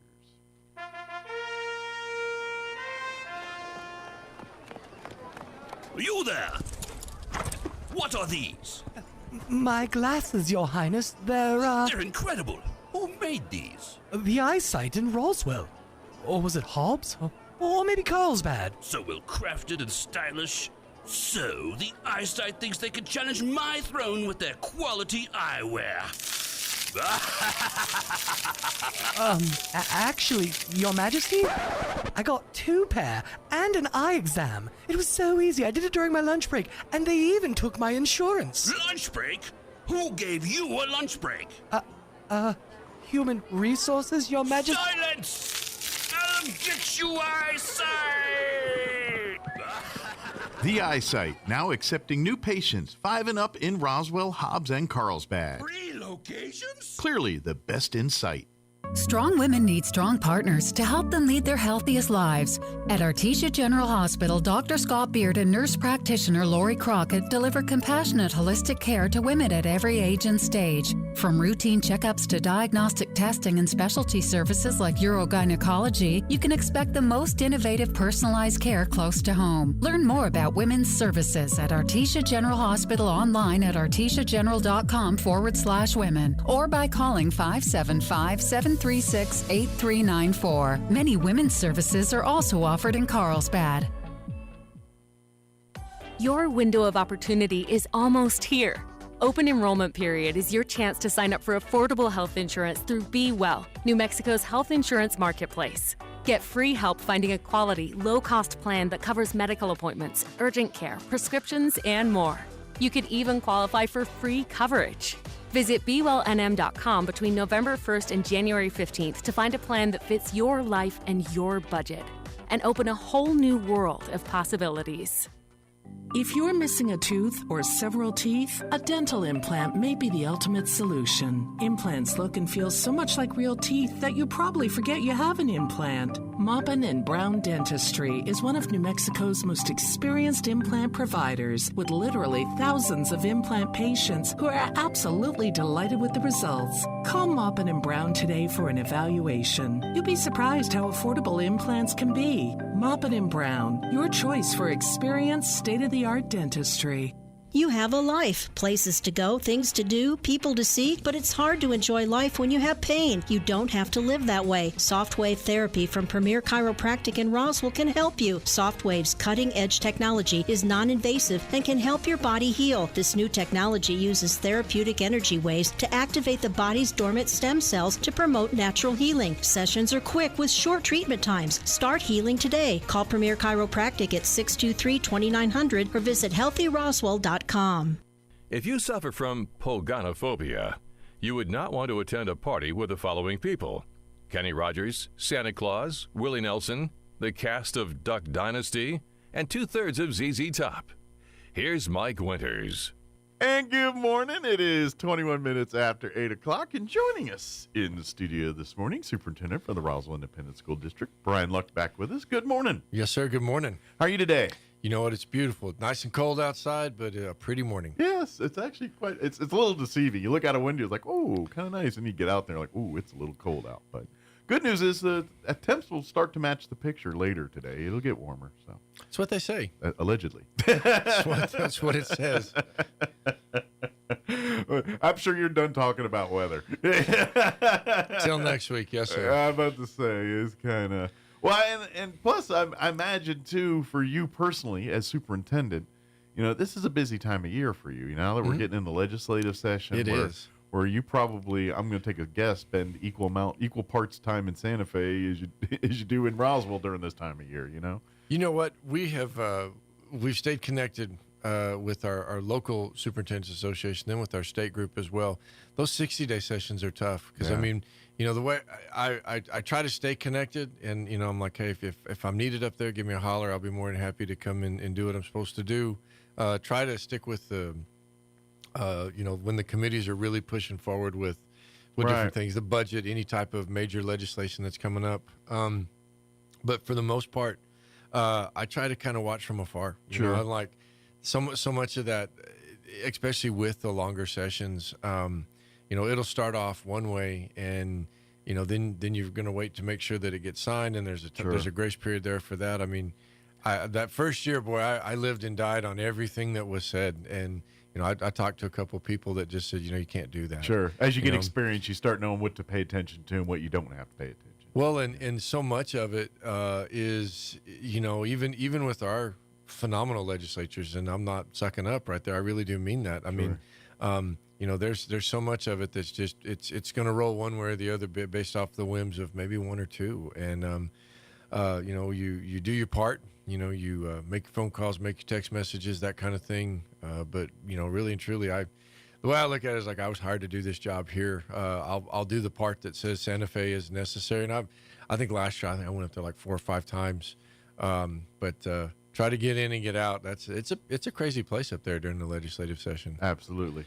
And then, you know, the other thing is, and this is something maybe someone should maybe rethink. And I get it; it lines up with fiscal calendars and all that. But like, you realize the hardest time of the year to travel to Santa Fe is January, February. You know what I mean? Just weather-wise, you know, there's always storms. There's always stuff going on. It's like, can we move this to like May or April? Well, and you get up, you know, you leave here and you're like, okay, it's good. And then there's always that corridor, you know, about 40 miles outside of Vaughn and on up and through Encino, and then Klein's Corners is nothing ever happens there, otherwise. But no, and it's funny because it's a pretty drive, and but it's prettier in April. Just saying. I don't disagree. The fact that you're not, you know, you're not scared to death that you're gonna roll into something, but No, and I do think that that's a great opportunity for people to really kind of stop and appreciate the work that our legislators Absolutely do. With that, they're trying to manage family businesses, they're trying to manage family functions. And speaking of that, if you don't mind, I'm going to go cross promote here. As many of you may have heard, our state rep Jared Hembry had to step down here very suddenly over the weekend. I mean, that's that sudden. And so right now we are in the process of scrambling to have a replacement representative for him for the session that begins next week, by the way. Just next week. Yeah. So what's going on is you have until end of business today. If you are interested in submitting your hat into the ring for the selection of the next representative, you need to get your application or intent to run to County Manager Bill Williams, Chavez County Manager Bill Williams, at his office by end of business today, before 5 o'clock today. You can email it to him, which I don't have it. Call the county, they'll get you the email, or you could drop it direct to his office, whatever, call his office. But they need that in because tomorrow morning at 9 a.m., the Chavez County Commission is going to have their normal county commission meeting. But part 2 of their meeting, so I'm going to say they start at 9. They'll probably get done their normal business roughly around 10-ish. By about 10 o'clock, they're going to start the process, and it's basically a big job interview. And the county commission will sit down each of these candidates. They go over the thing. It's a public job interview. Got it. And then at the end of the session, they're going to select a representative to replace Jared Hembry in the state. Now, do y'all have that on your website? Do you have any of that on your? I've got my interview with Bill Williams we had yesterday. Okay. You can go. He's got all the phone numbers and information in there. But call the county. They can get you information on what he's asking there. I was going to have my guy link to that so that we could actually have that on our side as well. Okay. So but we have an interview. It's up on our Facebook and all that. All right, we'll get it done. Of Bill Williams there talking about awesome. Process. And thank you to anybody that does run, and thank you to Mr. Hembry for pitching his name in there as well. We're I don't know all details, but we're praying for his circumstances. Absolutely. There, so. We appreciate his service there. It's a little deja vu because ironically Jared was the guy that, because of a last minute, popped in 2-3 days before. It's a lot of deja vu on this one in some ways here. But anyway, thank you for letting me absolutely crowbar that in real quick. Heck yeah. But as far as district goes, it's just kind of, now we're getting into the new year. Now we start, I'm thinking budget, different departments start putting together their needs and wants. And so that's kind of that season, isn't it, right now? Well, and it's really interesting because, and I'm going to, a huge shout out to Chad Cole, with the city now. But I remember going into his office about this time that first year and saying, okay, how does this work and everything? And he says, dude, you just need to relax. They'll kick us out. He says, we can guess or wonder, and there's going to be 3 different sets of budgets that are going to get proposed. And at the end of the day, probably none of them will all look the way they're supposed to look. But, sure. We're midway through the fiscal year for us. And one of the things that we're trying to make sure that we do is that we spend this year's money on this year's kid. So right now, we've had several different entities that have reached out to us, from state or federal, and their standard comment is, at least 60 to 75% of this year's money should have already been allocated and spent on our kids. Mm-hmm. So it's a great opportunity for each of the departments to kind of look and say, okay, if I'm 3/4 of the way through our budget right now, am I on par? Am I ahead of the game or behind the game? Or if we're sitting there and we've spent 137% of our budget, and we're not quite to the end, maybe we didn't ask for enough out of district allocation. So, yes, we're working on that. Right now, our budget process starts. We're trying to do a bigger push with just some community input. Mm-hmm. No one wants to go in and crunch the numbers and look at that kind of stuff. But then whenever, the fallacy is that all this money, and it's like, well, 90% of our dollars are spent, on salaries and benefits. Sure. And we're very blessed here in our part of the state. We are very blessed in our district to have the resources that we are able to put forth to our students and our teachers. Do you kind of see, and because like you said, we're talking, how you kind of look, well, let's look at last year, where we at this year and all. At that level, depending on departments, do you see a lot of like anomalies there with this, like obviously COVID, those COVID years, budgets, all other things are probably way skew and not really something you can, but for the most part, our budget's pretty steady year to year, or is there every year we're like, oh, we had this, therefore that caused a spike in spending or a drop in spending? Or, I mean, is that a common thing at this level, or is that pretty, no, it's usually... Well, and I'm going to say thank you for even asking the question, because you just gave me my segue to thank the people before me. Sure. And that's one thing that I would stand on that with anybody, as far as the consistency and the conservative nature of the budget with the district. Sure. It's easy to look and go, well, this group or that group, and I mean, I don't recall there being any ivory fixtures in my office, but sure. I obviously live in the Ivory Palace. But it's interesting because we really don't. The huge shout out, and I, again, no second up on this one, but Mr. Gottlieb, that came in during those COVID years, sure, and really said, hey, let's use a good approach, and let's use that money for what, one, it's for, and then two, to help in areas that we know we won't ever see that money again. Sure. But yet let our budget be what our budget is. And that way, whenever that money's gone, which it is, we're not scrambling trying to replace, multiple sets of staff salaries or different sure. things. Like, there's a lot of districts that's how they supplement it. And so sure. there's, 15, 25, 30 different salaries that they're having to move over from COVID money into sure. their operational, and they can't pull that off. Our district wasn't like that. We had a few. We had some specialty areas that it was sort of a dry run to see if they would stick. Some of them did, some of them didn't. And so we were able to bring those over into our operational side. Gotcha. So I like I said, Mr. Sexton, Mike Sexton, who's in there right now, just cut from the same cloth. Sure. I mean, he is, hey, let's make sure we need these things sure. before we start looking at once. And I'm guessing too, with there will be some years where there was like a major change in, say, technology. Like, I'm thinking, like when Promethean boards start showing up in classrooms, we're going from chalkboards or dry erase yes, boards to Promethean boards. I'm pretty sure there's going to be a budget increase when those kind of things start showing up into the classroom. You know what I mean? But those are planned for and kind of, you know what I mean? Mm-hmm. And so that's what I kind of mean. It's like, as technology changes, things are going to get more expensive. It's going to be different how they do these things. And it's interesting. The place that I have seen it the most isn't the go around where you get the technology first, or you get like you said, the Promethean boards. Yeah. That first run through was, different grants, different programs that were out there. Where I'm seeing the biggest dollar push would be when you replace. Gotcha. Because now everybody wants it, and it's not just, hey, that'd be cool for you to have. It is, as a teacher, you are, there's a detriment if you don't have something right. like that. So now it's not a luxury anymore. It's a necessity. It's a necessity, and you have to pick it up. Sure. Whereas before it was like, well, if the grant can take care of it, that's fine. But now, everybody has them. Well, you can't replace some of the classroom. It's like if second grade or fifth grade's getting them, all of fifth grade's getting them. You can't just say, well, some fifth grade's getting them, some aren't. Well, and you see that with the Chromebooks. Yeah. So they have a finite lifespan. Yeah. And once they reach the point where they are no longer updatable, they're done. Sure. And it's one of those things that my generation, even still, you look at that and you go, there's got to be a use for those. Sure.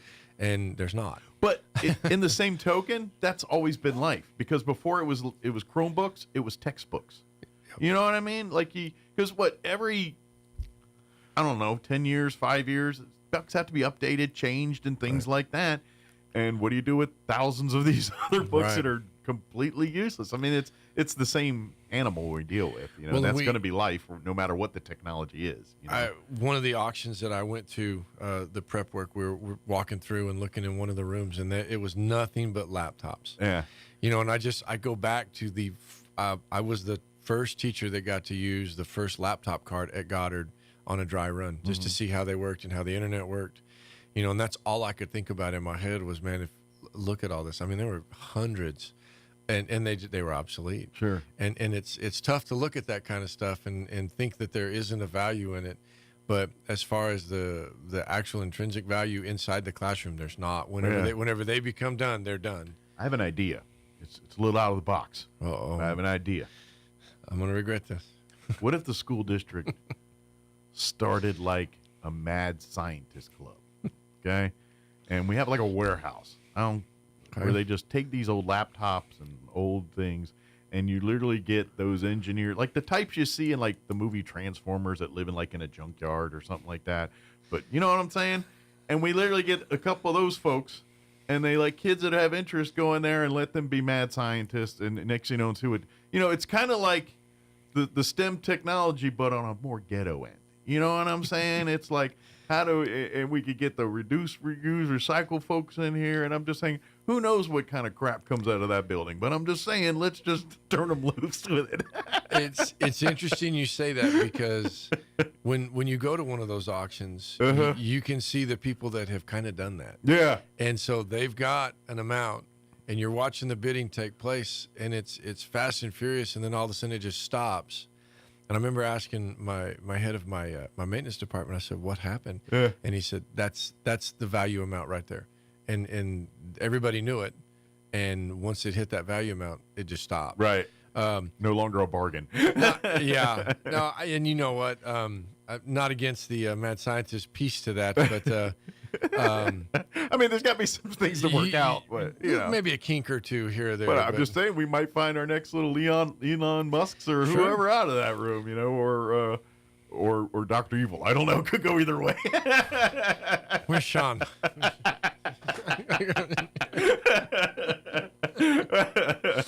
Oh man, but just throwing it out there. All right, I'll make a note of that.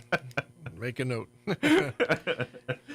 But it is an interesting, But this is what budget. This is what we're talking about. It's the cost of doing business, and that's really what we're talking about here. Right. And again, I think as our town goes, we've been extremely blessed. I mean, when we have fundraisers and we have other things, and I know people will say, well, am I not paying enough taxes for this? Or, am I not paying enough things for this?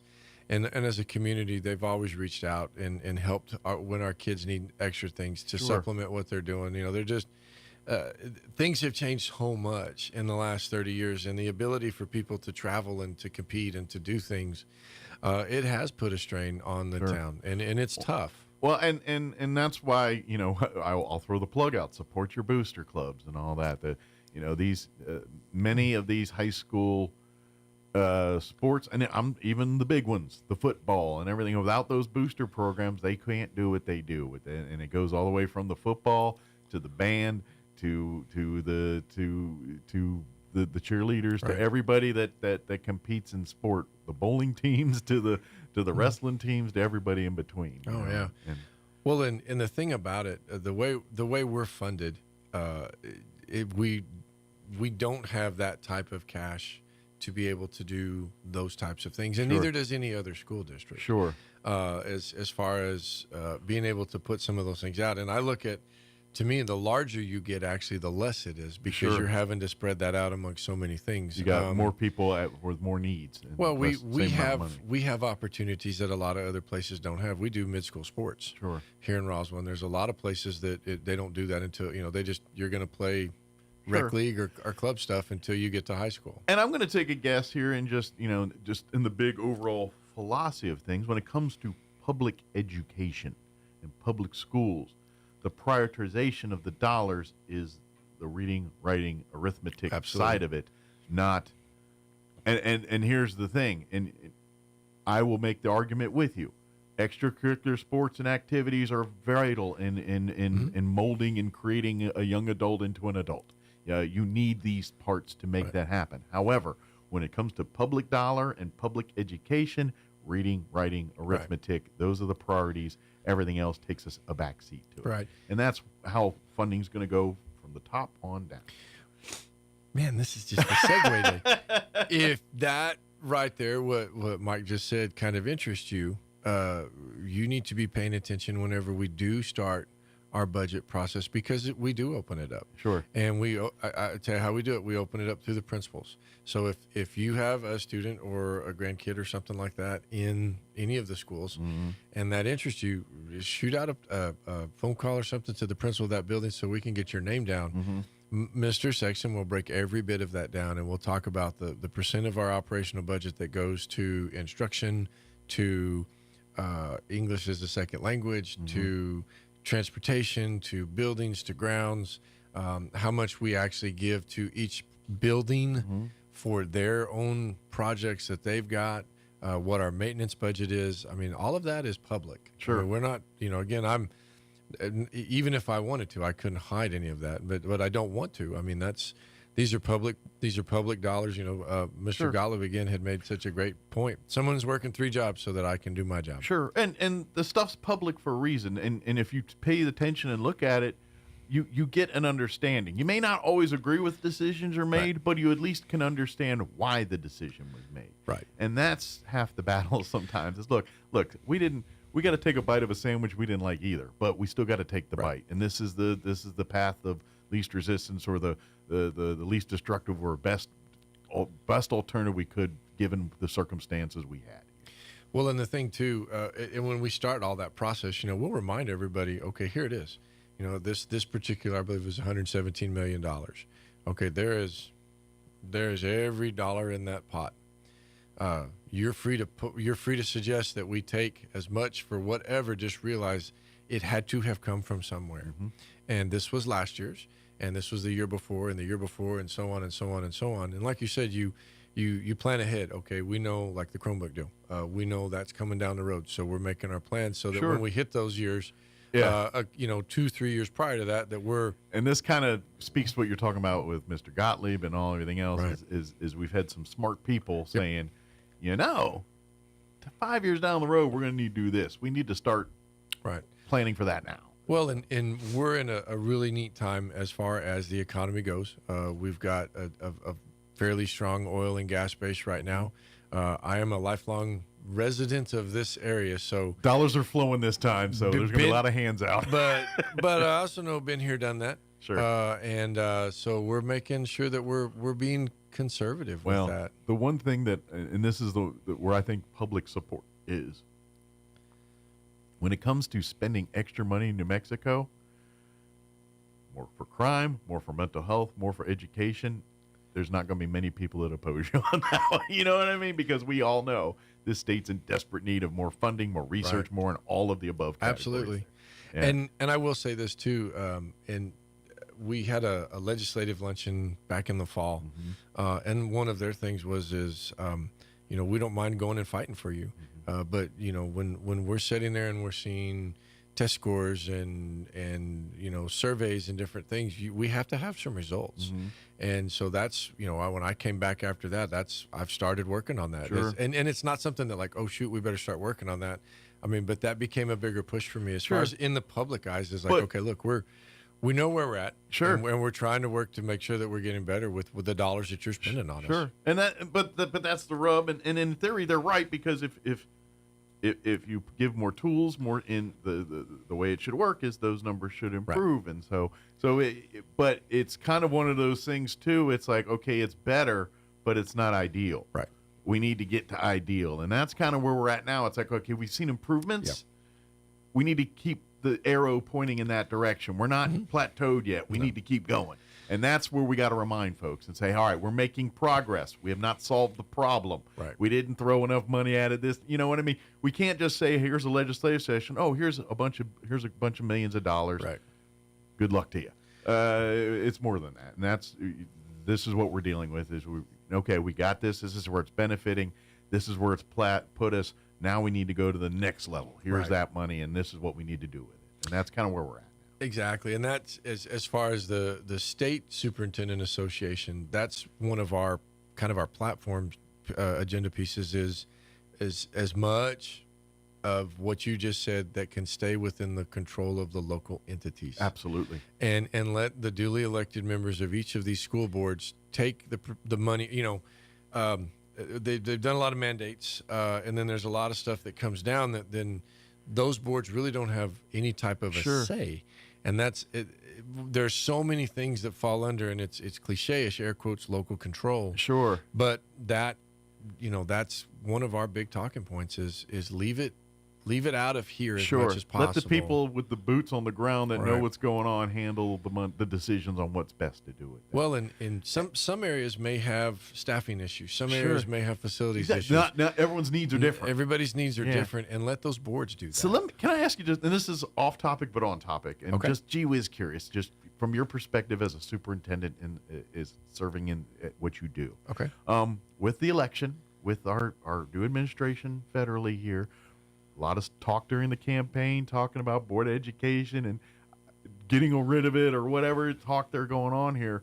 From your perspective of a superintendent, what does that kind of talk mean to you? Good, bad, and different. Just gee whiz curious. So our other item number 2 on the New Mexico. We were just talking about control, and that's what kind of sparked that thing. No, and so, where feds are, it seems under Trump that the feds kind of want to back off on this. What does that mean for Roswell, New Mexico? I tell you what, for us, as far as the state of New Mexico, one of our pushes was to, and this is not a personal thing. Yeah. I have met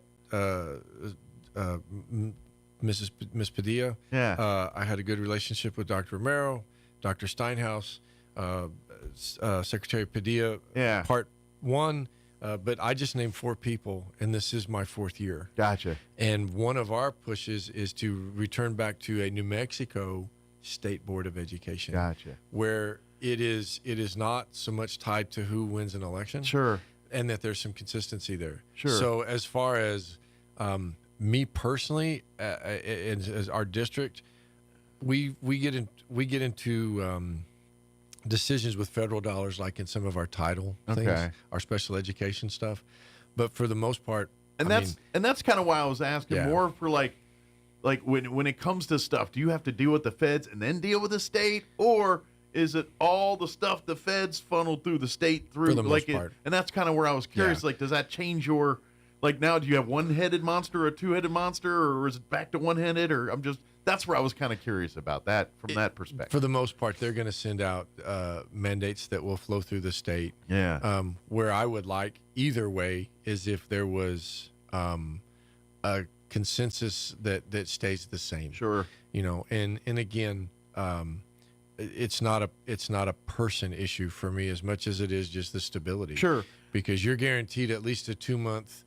I don't know what you're going to do, what you're going to expect. Therefore, I'm still moving forward with, I guess, what was the last set of walking papers. Then, like we were saying back to the feds, when we're dealing with our federal dollars, those are, that's non-negotiable stuff. Sure. If they say it's this or they say it's that. Ms. Cole was at a meeting yesterday, and I don't know the particulars of it, so I won't speak to the particulars, but the gist of it was these are supposed to go into effect July 1st. And the presenter is ready. He's got this 2-hour presentation ready to go. And the mandate went out yesterday morning, or the day before morning. I can't remember which one was which, maybe Monday or Tuesday morning, that it was going to go into effect January 1st. Oh. Like, it just did. Wow. And the That's guy's like, hey, what happened? Okay, presentation on the run here. Is this a J mistake here? Did we get our James and Januaries mixed up? There's some theory on the why it went, and like I said, I'm not going to get into that. However, that's where your business people are kind of left holding the bag. Yeah. And the one thing about my business guys that I've noticed is there's no humor in a number, and they don't. It is or it isn't. Sure. And so it's a lot more black and white in that world. There's not, dollars and cents. It either works or doesn't. Well, and the other thing too is we're at such a precipice in education in general. You're on the cusp of AI and more artificial intelligence that comes with that, and computers and STEM, and it's funny. It's a shift backwards into the trades, but these trades aren't like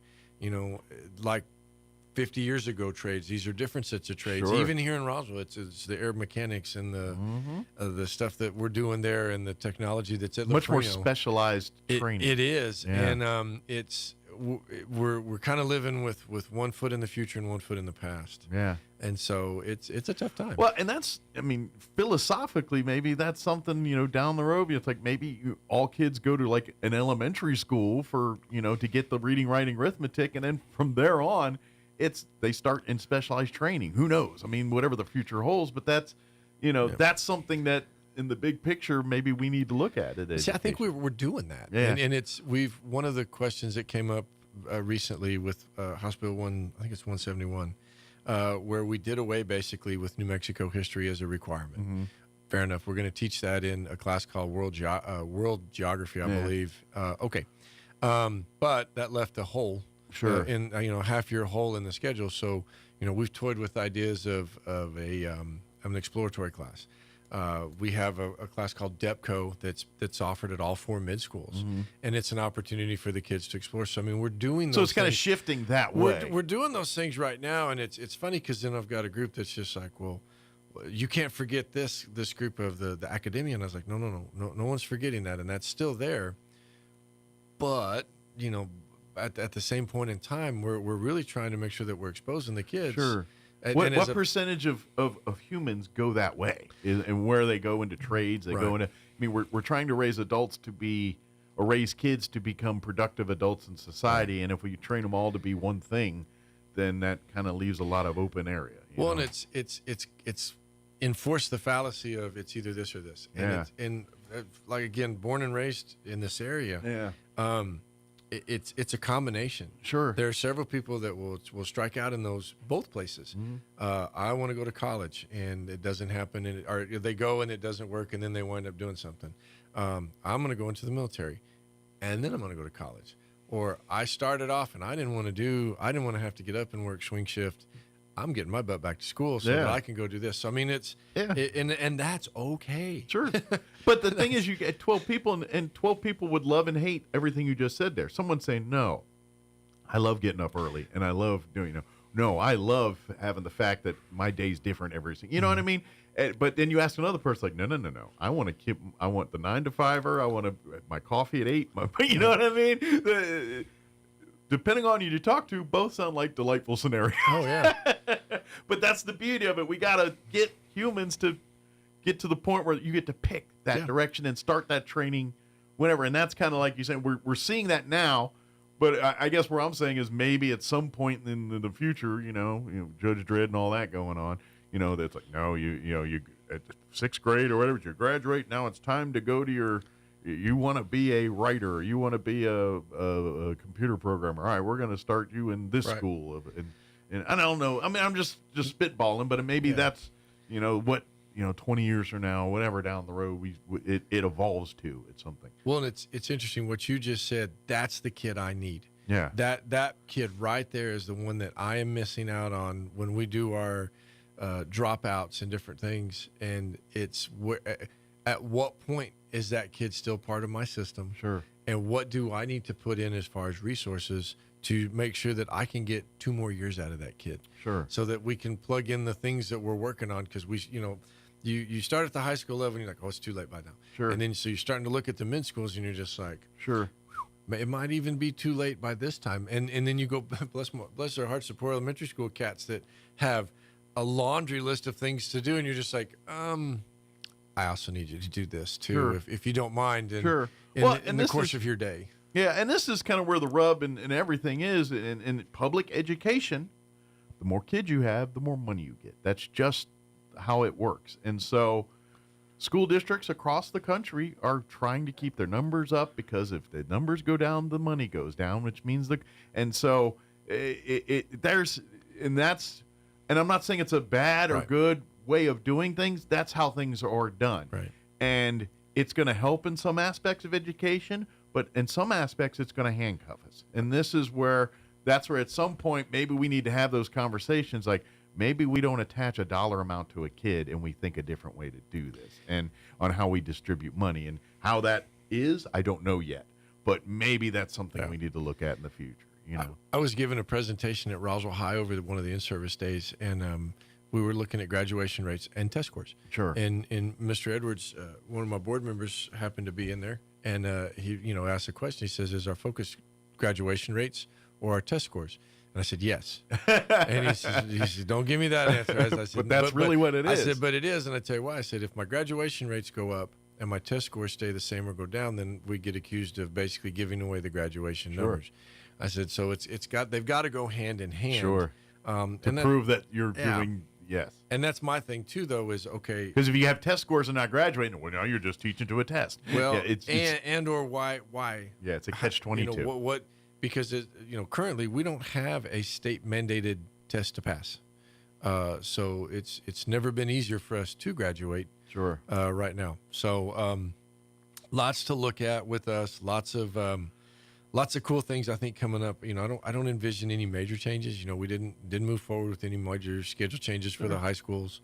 As far as we have asked them to take a really deep dive into what are they doing. Sure. And they have, and they're getting after it. They're working hard. So really, really proud of the work that they're doing. Yeah. Well, it's good. And then obviously, as the next 2 months flow here, we'll see if changes need to be made or changes or it's copacetic. But that we'll learn as this legislative session unfolds here. We're the ultimate catchers in this 60-day session. You're just kind of standing there waiting on the knuckleball to come. That's right. You don't know which way it's going, but you better catch it when it hits you. Well, we appreciate everything you do, and don't go too crazy chasing bills around for the next 2 months. No, I won't. And folks, I do invite you to come out to the meetings too. I mean, you can go watch. Like if you want to see the meeting from this month, you can go to the RESD's website. You'll find a link there. But they always meet on that second Monday of the month. Tuesday. Tuesday. We're back Tuesday to second Tuesdays. Tuesdays. Sorry, they keep moving it to Tuesday at is it ESC at the there you go, perfect, and you can be there 6 o'clock on that Tuesday. Sir. But if you want to watch it in your jammies, they live stream it as well too. Yes, sir. So, Brian, as always, appreciate Thank it. you. And if anything pops up over the next 2 months here that we need to talk more about outside of our normal scope of stuff, let me know. We'll be happy to. We'll do. And just quickly, I appreciate you giving out the updates on the roads and school closures and the weather. We'll keep doing it. You keep feeding me. I appreciate you. I'll tell you, I feel a little special. I'm usually like I'll sometimes know before Kim if she's got to work today or not. It makes me feel kind of a baller. At least in my house. So thank you, Brian. You're very welcome. All right, 8:57. We're going to take a quick break before news. Don't go away. Hey, Roswell, Happy New Year. Roswell Ford has a New Year's resolution you're going to love. We resolve to sell more new Fords in 2025, so we're going to make it super fun, super fast, and super easy, just for you.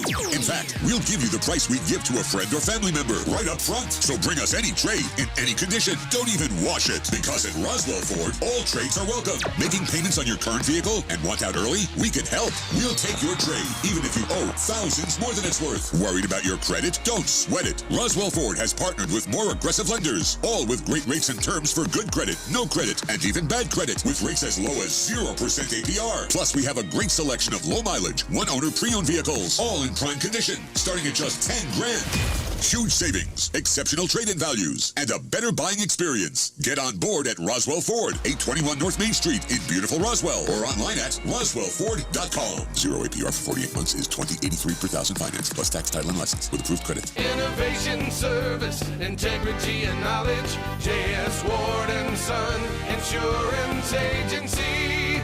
Auto and home, life and health, personal and commercial.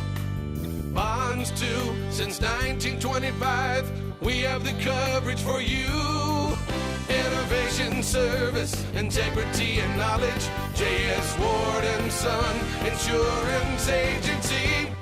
It's one of those things we've all had on our mind. No matter how much we want to ignore it, we all know that wisdom teeth can cause pain, teeth crowding, and even infection. Hi, this is Dr. Sarah Usher with Carabelli Dental. I am proud to be a part of an outstanding team who understands your concerns when considering wisdom teeth removal. Call us today and let our staff walk you through the process so that you are confident and prepared for your wisdom teeth removal. And don't worry, we have sedation dentistry options so that you can rest and feel at ease. Come see the team at Carabelli Dental. Call 575-622-4455. Mulan has the highest kill count of any Disney character.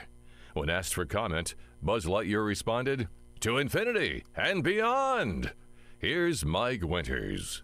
And good morning. It is closing in on 9 o'clock. Town Hall News is up next. Stay tuned. Next hour, we're going to replay an interview we had with the Roswell Community Little Theater folks. They joined us one more weekend of their performance now and then this Friday, Saturday nights, 7:30, and the 2 o'clock matinee on Sunday as well. We'll talk about that or play that interview next hour. Your home for Kim Commando in Roswell. 106.5 Roswell's Talk FM, KEND, Roswell, New Mexico. News this hour from townhall.com. I'm Rich Thomason.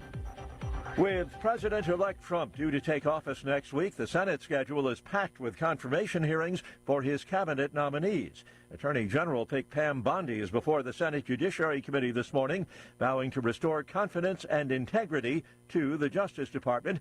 She identifies her priorities as including the prosecution of violent crime and gangs. Also today, hearings for nominees Kristi Noem for Homeland Security Secretary and Marco Rubio for Secretary of State.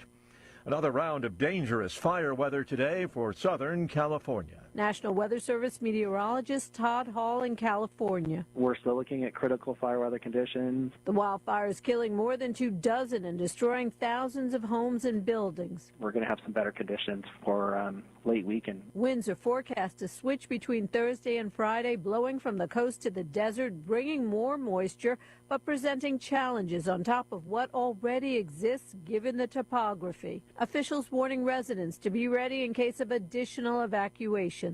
I'm Julie Walker. Poland's prime minister accusing Russia of plotting acts of sabotage worldwide, including acts of terror against airlines. President Biden lifting Cuba's designation as a state sponsor of terrorism. The move by the outgoing administration to ease sanctions is part of a deal facilitated by the Catholic Church to free political prisoners on the island. According to senior officials, many dozens of political prisoners and others considered by the United States to be unjustly detained would be released at noon next Monday, Inauguration Day. Back in 2017, then President Trump toughened the U.S. posture toward Cuba, and Joe Biden's decision could be reversed as early as next week, with Donald Trump back in the White House. Greg Clugston, Washington. On Wall Street, the Dow is up 670 points. More on these stories at townhall.com. Everybody wants cheap airfare, but where do you find it? You call low-cost airlines. Their prices are direct from the airlines, and they're so low you can't find these fares published anywhere. They specialize in cheap flights, discount hotel rooms, cheap car rental rates, and great package deals anywhere around the world. Wherever you want to go, they can help you get there cheaply and with a best price guarantee. If you want the lowest prices on your airline tickets or other travel services, call now. That's right, call. That's the only way to get these rates. Experts are standing by 24/7 to get you the cheapest airfare and hotel rates available. So don't wait. Call right now for the lowest travel prices anywhere and for great last-minute travel deals too. Call 866-755-5300. That's 866-755-5300. Again, that's 866-755-5300. Call us right now. Running a business is tough. Operational demands change fast, and keeping up can feel impossible. Hostages and a number of Palestinian prisoners. The Media Line's Michael Friedson. 466 days into the war between Israel and Hamas, observers from the U.S. to the Middle East are expecting imminent word of a ceasefire. Not yet known are the details, including the proposed reparation of some 100 Israeli and American hostages the terrorist organization holds. The release of perhaps 1,000 Palestinians detained by Israel, some for years and many guilty of heinous acts against civilians, is expected to be key to any agreement. Anticipation was spurred on by President Biden's comment on Monday that a deal was almost in place, and by President Trump's admonition that all hell will break loose if there's no deal by Inauguration Day. I'm Michael Friedson. News and analysis at themedialine.org and townhall.com. Poland is shopping a castle to the world's wealthiest man. A town in Poland is encouraging Elon Musk to buy its vast 13th century castle and turn it into his European headquarters. The mayor of Głogowec said Tuesday that he recently posted the invitation on Musk's social media platform X and has sent letters advocating to his companies. No price tag has been announced, and Musk hasn't responded to the offer so far. The castle boasts a rich history and has hosted composer Ludwig van Beethoven.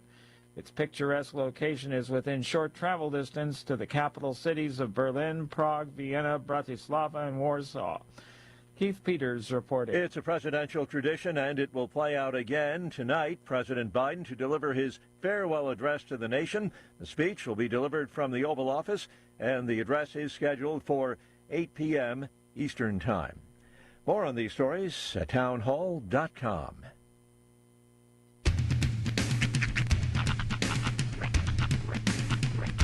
What in the wide world of sports is going on here?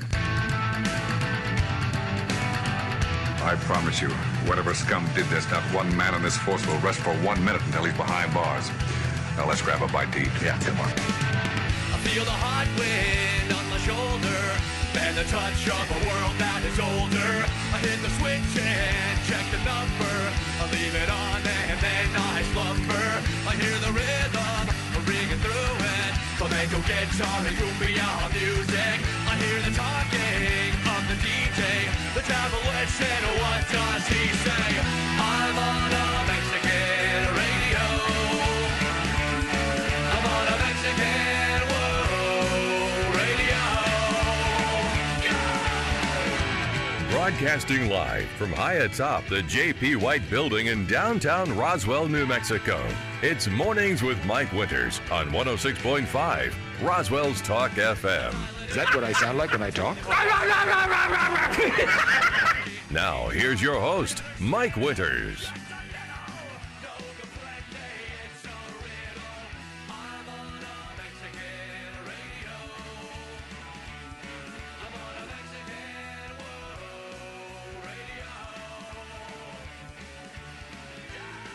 Hey, good morning. It is 6 minutes after 9 o'clock. Thomas just realized it's good to be a Commanders fan today. I think Thomas just realized it's good to have a spare pair of underpants in your truck. Welcome. Sorry, let me do officially. Welcome to hour number 3. Tres Inviernos. That was so funny. So pull back of the curtain. Thomas and I were chit-chatting in the break here. And right before we went on, and then Sean came into the doorway, and Thomas did not realize Sean was in the doorway. And when it looked and saw Sean, it freaked. It would. When Thomas freaked, Sean freaked, and it was two people just went, it was, and I had a front row seat, and it was the most funniest thing I've seen all week. What I'm realizing sitting here in this position, kind of in the position he was in, now you get he has no peripheral vision. I can fully see that door from where I'm sitting without even actually like looking he at may have it. been leaning, like tilt this way a little bit, like that, and it's a little different. Yeah. Well, you're just leaving yourself open at that point. Good thing I'm here, because I can see all. 3/4 stance, man. This is why I got this position in the room, so I can see all coming in. That's right. Got to keep your head on a swivel. Swivel when you're in a vicious cockfight. Well, my apologies. My apologies. Well, as both of them going to make an appointment with their cardiologist later today. It's better than coffee. Because I'm That's up. right. I'm awake. I'm in the karate stance. Depends do work when you pee a little. Pee a little, pee a lot. Well, I just wasn't expecting a scream to be the first thing that I'm greeted with. It's, you know what it is? I think a little bit of Claudia might be rubbing off on Thomas, because Claudia is one of the most jumpy people I've ever met in my entire life. Our Spanish language correspondent for La Pantera. Yeah. Correspondent, yeah. Because she's on the beat. But every time Thomas comes into the door of the trailer, she'll just scream and freak. Like, what? Why are you so jumpy? Well, Thomas does have a history of jumping. Yeah. I've walked in on, like, I've done that on the trailer, or I've done it. I've known Thomas for 20 years almost now. Yeah. Jeez Louise, has been since 07, so not quite 20 years. But since I was 7? No, since 07. Since 07. Yes. So I've known Thomas a long time. It's been a minute, yeah. Over the years, there have been some, I need to record it, because I've heard it at least a half dozen times come out of Thomas' mouth where he goes, I'm going to call it for various reasons over the years. A byproduct of living alone. Maybe. Or side thought, maybe it's just a great icebreaker for conversation, because once that happens, everybody's loose. That's right. This conversation can flow now that we've scared the bejeepers out of each other. Should offer him an egg. You really should have offered him an egg in this trying time. I should have. That's why I got them. You know, I do want to try one of those with like some salt, some like mustard maybe. Pull back of the curtain. They've been sitting in our office since we opened them last week. That bag is slowly dwindling Every down. day this week, I've pulled like 2 out and eaten it. I've watched him walk. Michael he's like, ooh, it's egg break time. I will take one. Time for me to go I dig them. I kind have of a couple like them. tasty treats. They're like a bowl of M&Ms to me. I'll take one or two every now and then. It's a poppable delight. I can appreciate that. I know it don't feel right. It don't sound right, but it's It all right. depends on who you're like what age group you're speaking to. Demographically, if we're talking to like the 65 and older set, Yeah. imagine just a nice bowl of hard candies. Yeah. That's what's sitting in our kitchen right now. Except for their eggs. To an average 50-year-old man, a bag of hard-boiled eggs, it's a good time. That's right. Now it's a party. I will also concur. Those eggs do cause gaseous situations. Oh, do they? I've had a few afternoons and I'm sitting there going, ooh, the eggs kicking. That's when the eggs take break time. Egg supper, music to follow. That's what we got going on. Well, our apologies to Kim. Although, you know what? She co-signed off on the purchase. So. She was in the room. Yep. She was in the building when it happened. That's right. And I bought it seconds before I had a chicken bake for the first time. In other words, bad decisions are generally made inside of a Costco. Well, I'm telling you right now, my second trip to Costco, I'm not getting the chicken bake. Yeah. I want the pizza. The pizza look way better. It's crazy. And the hot dogs look way better. And that's crazy because, you know, the chicken bake is the thing that they're known for. You would think that they would. It is very meh to me.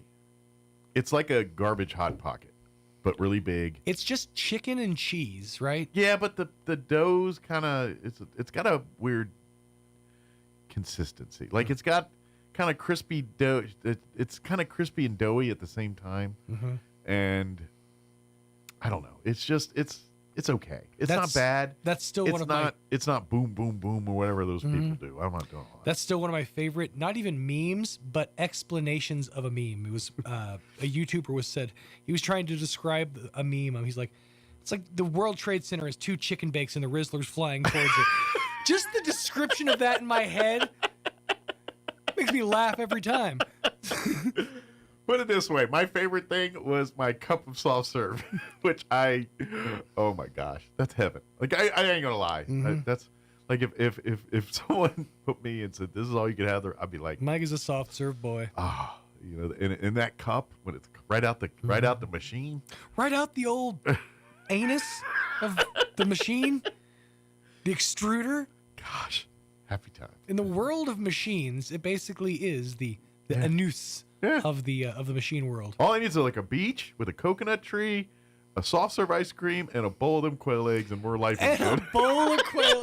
That's Corona. Where are you at? There's your next commercial. Your quail eggs. Between quail eggs and soft serve, I'll be just fine. And then you just slow pan out to see the soft serve machine sitting next to you on the beach. I'm leaning on that tree. For some reason, whistling. Right. And then the lights. That's right. It's good times. Good times.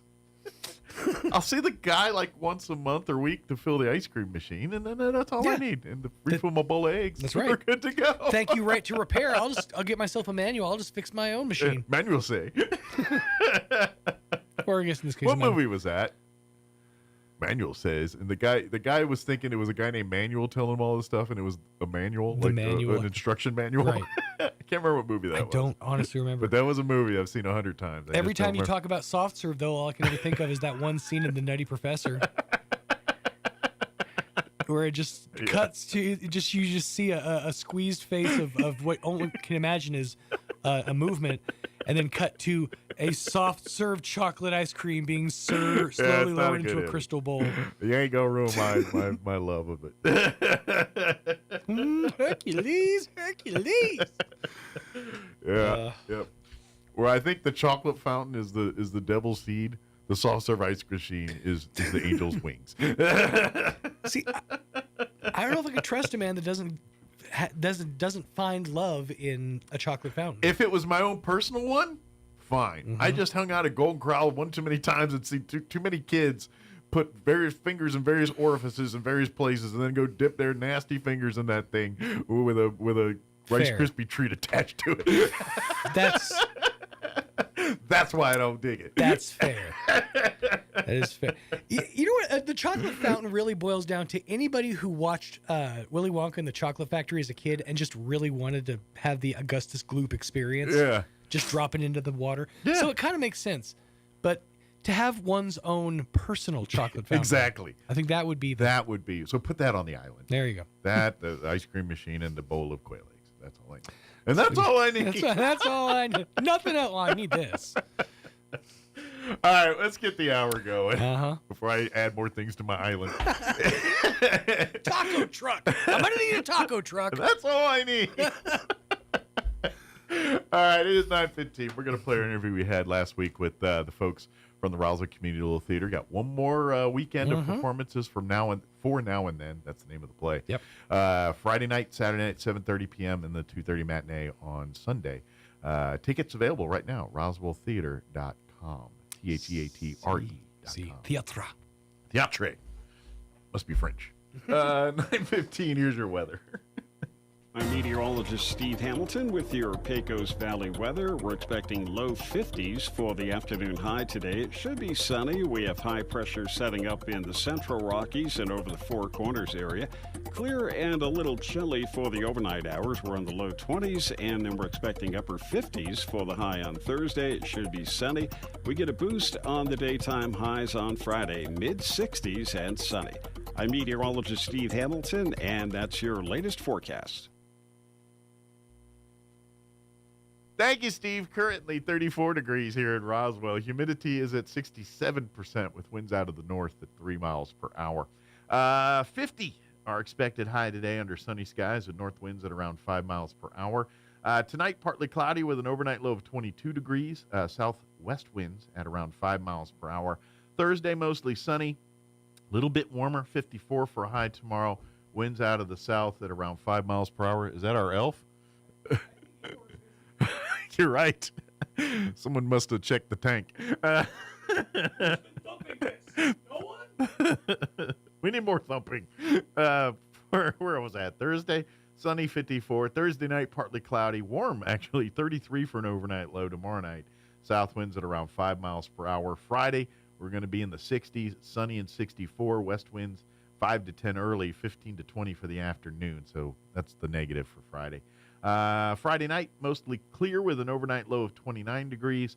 We'll be in the 50s on Saturday, sunny, 51. And then Saturday night, moisture enters, temps drop, and all that good stuff. We're looking at a 20% chance of rain and snow Saturday night before 11, then it changing over to snow showers. Partly cloudy with an overnight low of 20. For Sunday, no talk of moisture, but cold, sunny, and a high of 37. Sunday night, teens, mostly clear, overnight low of 17. Gonna be cold. Martin Luther King Jr. Day, Monday, gonna be cold. 20% chance of snow, mostly sunny, with a high of 33. So we're not even getting barely above freezing. Monday night, we're looking at a 30% chance of snow with an overnight low of 12. Yeah. And then 20% chance of snow on Tuesday with a high of only 27. So next week's going to be cold. So be prepared. 9:18, we're going to take a 3.5-minute break. Then we're going to play our interview with the Roswell Community Little Theater on the other side. Don't go away.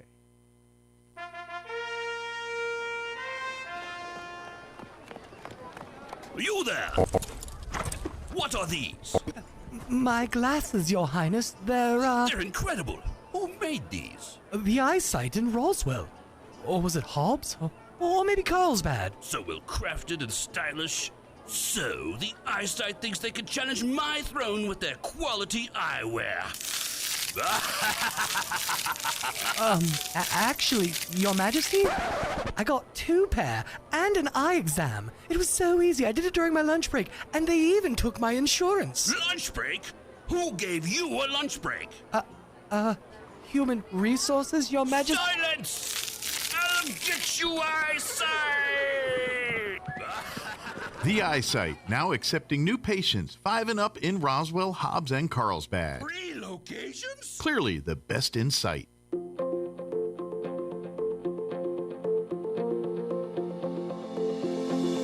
There are 3 key phrases that need to be spoken on a regular basis in a healthy marriage. Hi, this is Pastor Troy and Julie Smotherman for The Joy of Marriage. You know, for over 20 years, Julie and I have been sharing these 3 key phrases, and here they are. I love you, I'm sorry, and I forgive you. Ephesians 4:32 says, be kind and compassionate to one another, forgiving each other, just as in Christ, God forgave you. You know, it's so easy to expect others to love us, to say I'm sorry, and to forgive us. But you know, it's really a gift that we give each other. You know, the Bible teaches us we sow and we reap. Sow into your spouse, I love you, I forgive you, I'm sorry. And then you'll reap a harvest in return. Someone has to start the process. Let that be you today so you can really enjoy your marriage. If you have any questions or would like further information about the Joy of Marriage Ministry, please go to jomconference.com. At New Mexico Gas Company, we believe there's money hiding in your home. It's true. It's hiding in your insulation, in your water heater, and in your furnace. And New Mexico Gas Company can help you tap into that money with rebates up to $800 for high-efficiency natural gas improvements. Your energy costs will go down, and your wallet will thank you.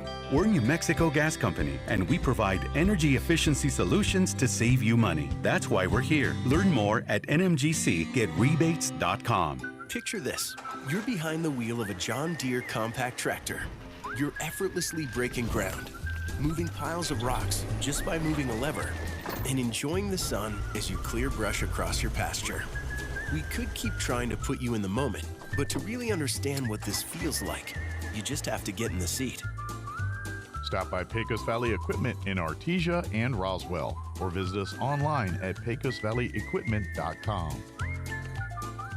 Are you ready to succeed? The School of Arts and Sciences at ENMU Roswell covers a broad curriculum. The certificates and degrees offered within these programs will prepare students to realize personal, professional, and occupational objectives, from ag science and agricultural technology to behavioral science, biology, bookkeeping and accounting, business administration, criminal justice, education, and mathematics. ENMU Roswell can set you up for success. Register now on campus or online at roswell.enmu.edu. Eastern New Mexico University, Roswell. Success starts here.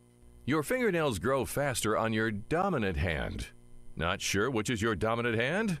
Just wait. You'll nail it. Here's Mike Winters. Well, these folks are dedicated.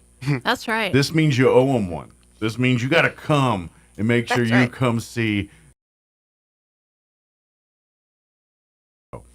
Well, these folks are dedicated.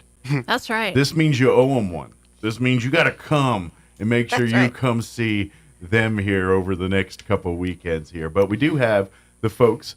This was their normal scheduled. They were going to come visit us on the radio this morning, but I kind of figured, weather. I was like, no, we're not going out. But nope, they're like these folks like the Postal Service. Rain, snow. That's Nothing stops. And we have the folks at the Roswell us. Communal Theater joining us. Of course, Denise Samuels, Patty Stacy, and Zachary Borkhalter joining us as well. Good morning, ladies. Good morning. Good morning. Ladies. And gentlemen. Sorry. And Zach. I've had a morning. I apologize. Oh, that's fine. It's snowing. We're all thrown off. That's right. They're all giving me heck online for RIDD also as well this morning. So yeah, I saw that. Okay. Well, thanks for having us. And thanks for coming in despite the all odds. You guys came in here. And absolutely. I mean, this is important, right? It is. Well, it must be because I got up way earlier than I normally get up, and I'm like dragging right now. I got to get my coffee in a bit. Yeah, well, that's what, I think the director needs to take you out to breakfast. That's what I think. There you go. She doesn't have to work today. That's right. I don't know that that's in the budget. Let me get approval. That's right. We're actors, but we're broke actors. You're right. This is all volunteer, just to clarify. No George Clooney's up in here. No, I mean, they're talented, but, volunteer. That's right. We don't even get scale.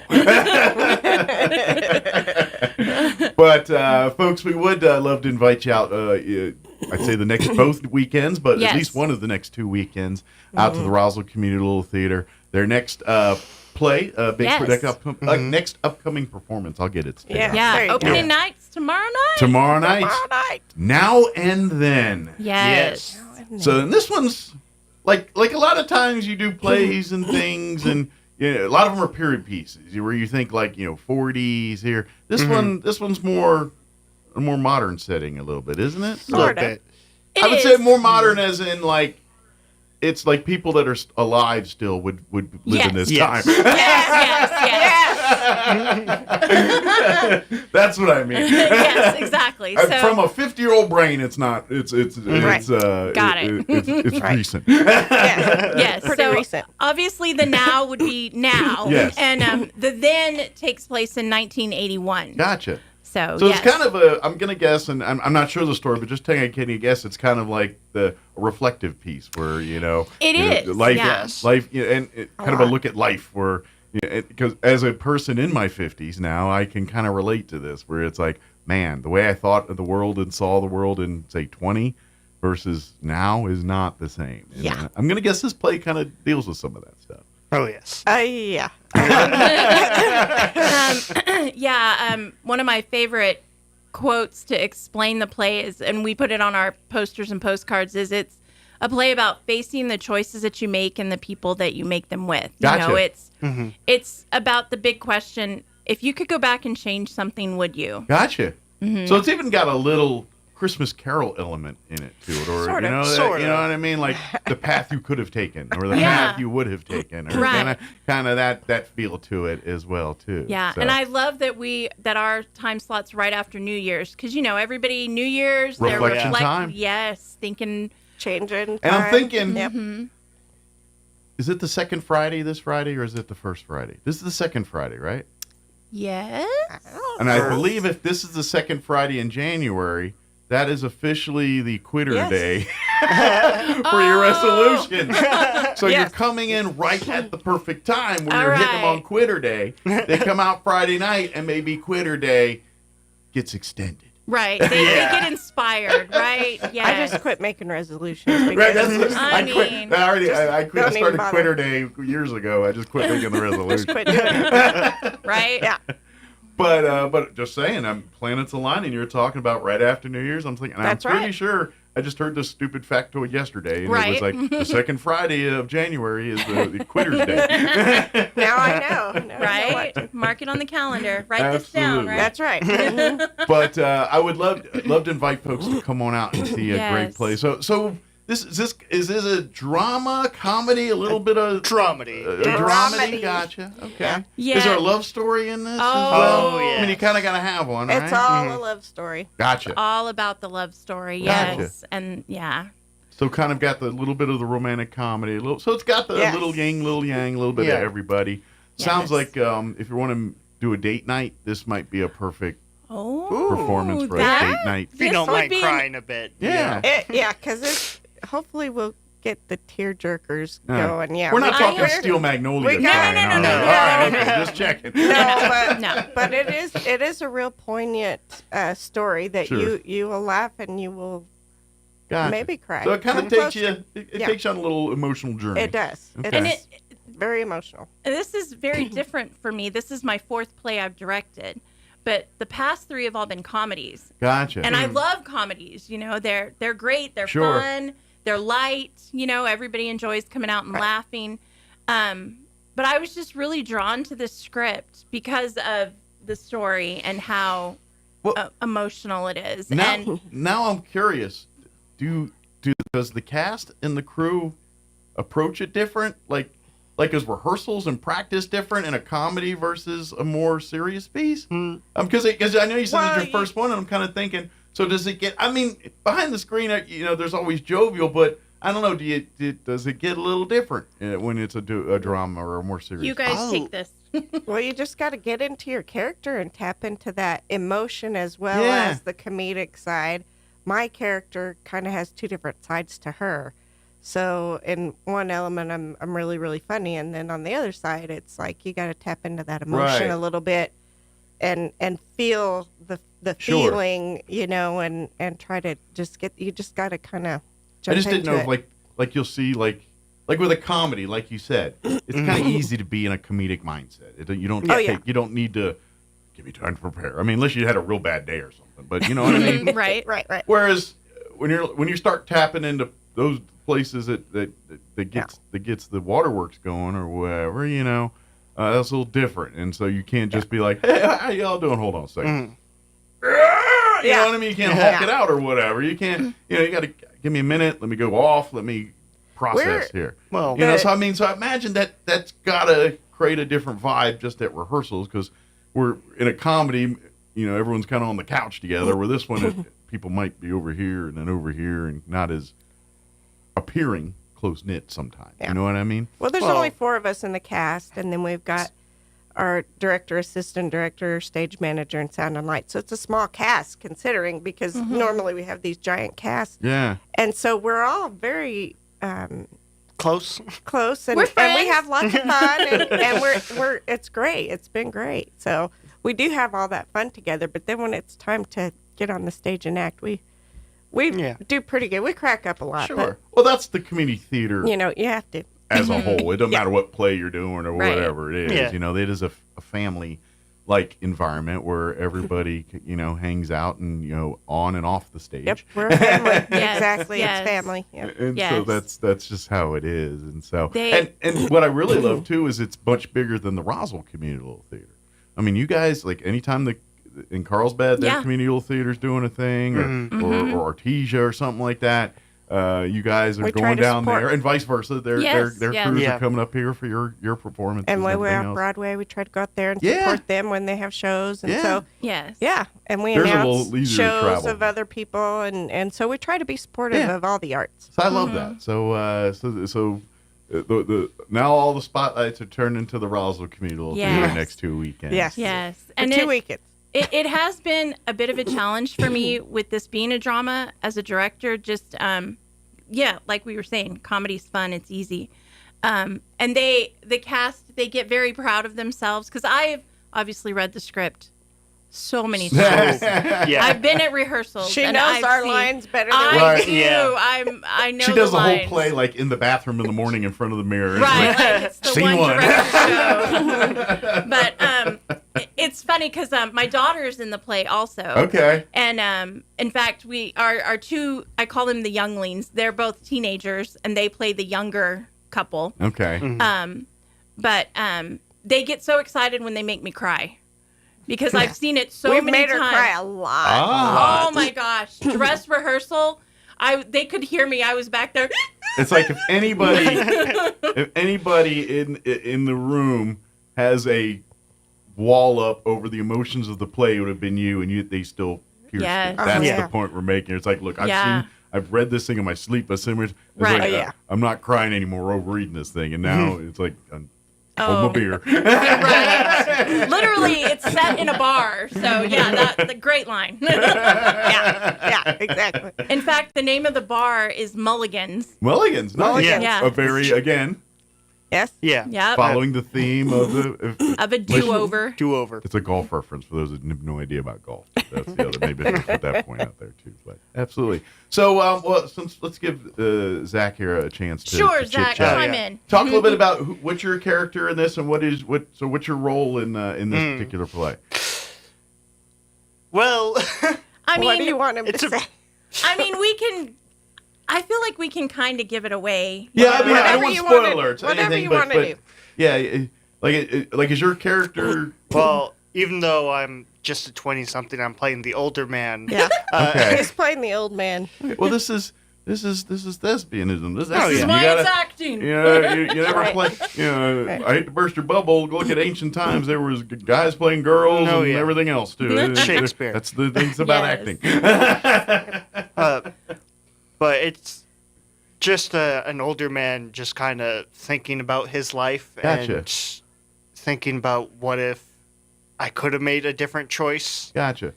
And just So really, you're the main story. Yes, it's I'm your the- story. It's your story. the Yes. driving He force is. throughout the Yes. play. Gotcha. So you kind of play. You as a maybe more appropriate age in your current of your actual self, and then at times the 50 or whatever year old version of you. No, he's the 50-year-old version. Oh, the whole way through. Right. All the way through. Okay, so you play old man all the way through. Yeah. Right. Old man yells at cloud the entire. Yeah. Gotcha. Get off my lawn. Gotcha. Yeah, that one. That's me. Couldn't tell. His line is more like, play the piano. Play the piano. Yeah. Okay, very good. So for you, that's got to be kind of fun. Oh, it is a very fun role. Sure. Of just getting up there and have the most monologues and the most tear-jerking, just yelling at the audience type thing. I got a curious question, because you kind of have a unique as a younger person. You know, you look at the world a different way than someone who's not your age. Does it give you a little perspective? Like if you do this and you start maybe thinking of your own relatives that are around that age and kind of saying, you know, maybe I don't think like they do, but I can kind of see how they got there. I mean, does it give you any of that kind of vibe? A little bit, but I've always been kind of wiser beyond my years. Gotcha. So you kind of always had that connection with the old soul type thing. Yeah. He plays the role very well because he's very mature. Gotcha. You know? Okay. I was just curious, you know, because sometimes, and I get it, because I was young, and the way, and just, you know, we're talking about this, so I don't thinking remember about those myself. days. But was I young? I do remember thinking, you know, a certain way about things, and now I'm like, why did I think that way now? You know what I mean? And it's kind of just life in general, just risks and things, you know. Thank God we did not have social media when I was young. That's all that I'm is the saying. truth. I try to stay away as much as I can. The truth, yes. Y'all think different. Yes. So Totally Patty, different. absolutely. So Patty, what's your character, your role in? I'm the this old thing? lady, of course. Okay. Oh my gosh, the old lady. So I play opposite Zach, Gotcha. the older couple, and so yeah. So you get that perspective. So you basically, it's your story. Is it y'all's story? Well, like as a it's couple? more him than me. I just come in towards the end and start raising. I do heck. stuff behind her back, and she has to come scold me about it. Yeah. I got you. Yeah, I get to yell at him a lot, which is a really fun part. Which, you know, that's the beauty of joining the community. But it's easy for me because that's my age. So I'm playing my own. Right, you're kind of playing. The play follows my life almost exactly. Your skin is comfortable in this world. Yeah, here. exactly. Well, the good news is you don't have to wait long.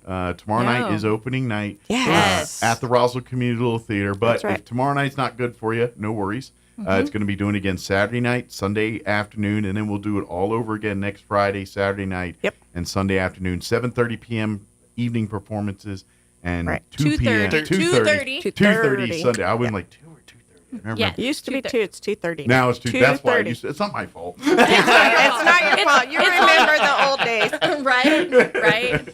But 2:30 for the Sunday afternoon performances. Yes. The best way to get your tickets right now is go to the Roswell Community Theater's website. It's roswelltheater.com. Spell theater like a live theater stage, THEATRE. Yes. Do not use the eater, which is like the movie theater. Right. But that's how you spell if you want to go to a movie theater. Right. But we eater. fancy. Yeah. We fancy. Notre. Theater. And it is definitely better to buy your tickets online because it's a little bit cheaper online. Get a little discount.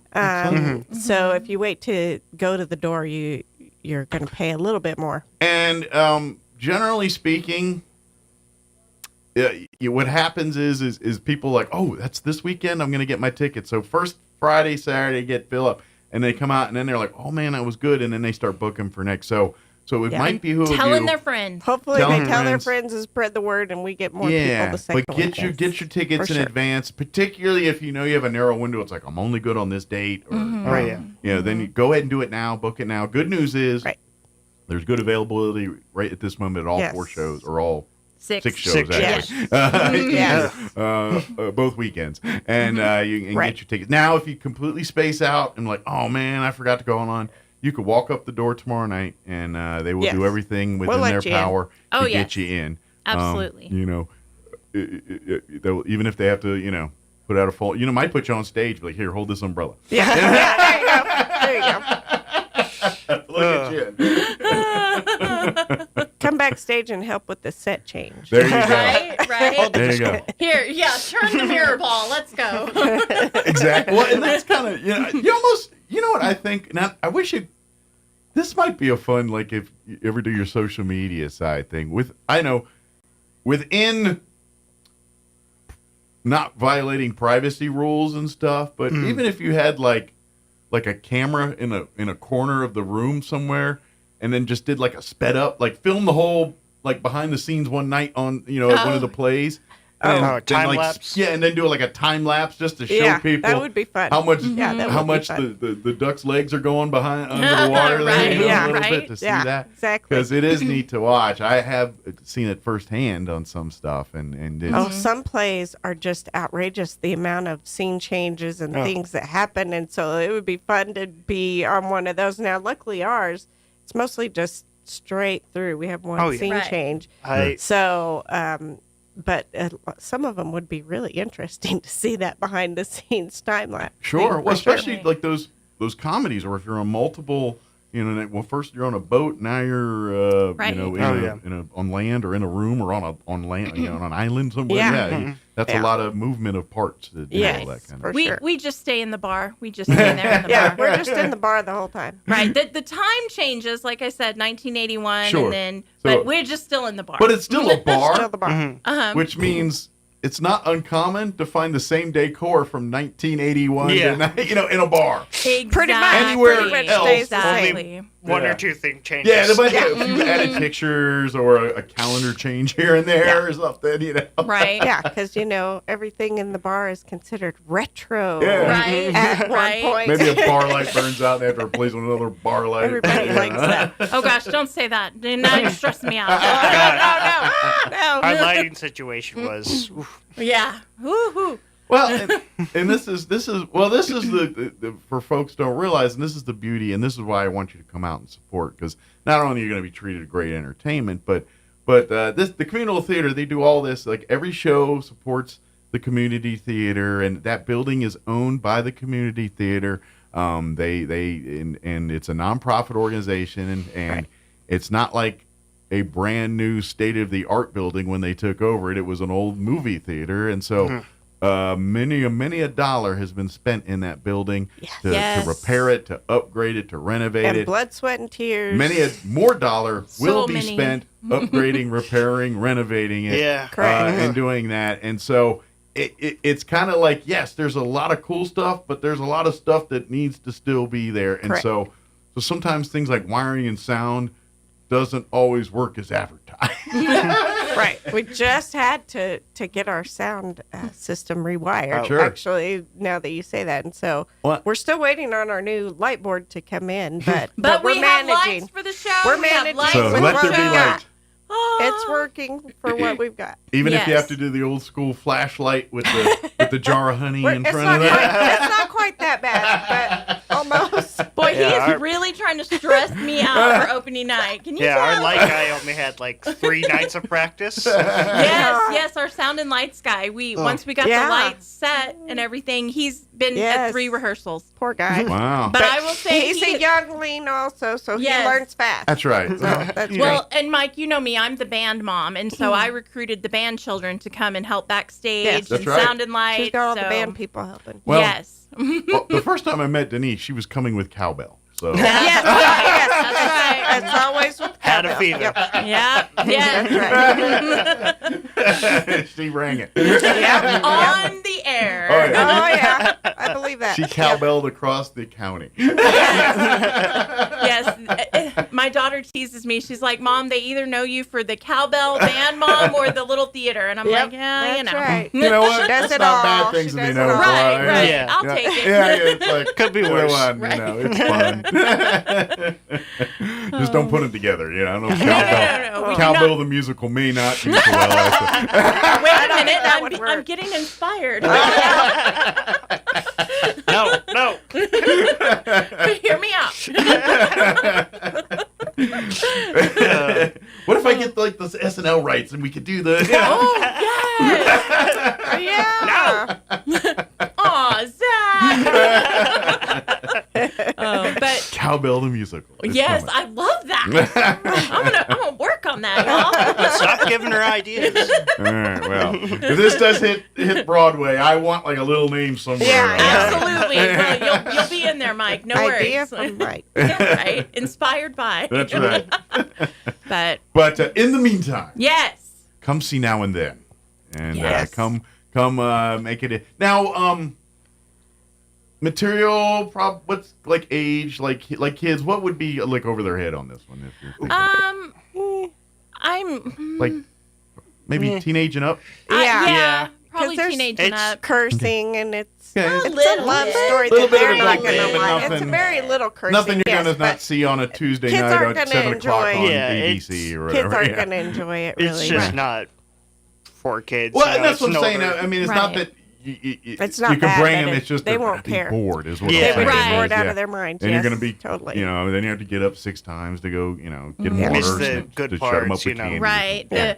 The emotional monologues that Zach gives us. Yeah. So I'm thinking a date night, or Yes, or absolutely. maybe if you have teenage kids, then maybe it's yes. fine for All them. our band kids need to come out and support our band kids. So. Absolutely, absolutely. Come out there while they're out there with you on Friday nights or in Right. competition. Come on Right. out here on this Friday night. Yes, yes. And it's been so great. Like I said, my daughter's in it, and this is her senior year. So it's really fun to get to do this with her, too. Cool. The whole cast is amazing. They're so great. So is your daughter got the bug to do more plays now, you think? Well, she's been involved in theater Okay. since like the first grade. So yes. yeah. She's been doing in it. an answer, yes. So let me ask this. Does she want to take this past school? Like, is this a career pursuit, perhaps? It's more of a hobby, Okay. of a fun thing for her. So, and She's going to be leaving us to go to college soon, Oh. so we're not going to have her Where's she going around to school at? to do them for a while. thanks I'm for sorry. bringing that I'm up. sorry. Thank you so much. Where's she going to school at? She's going to go to Arizona Christian University. That's not that far. No, I know. That's not far. I mean, But as opposed to down the hall versus, yeah. That's right.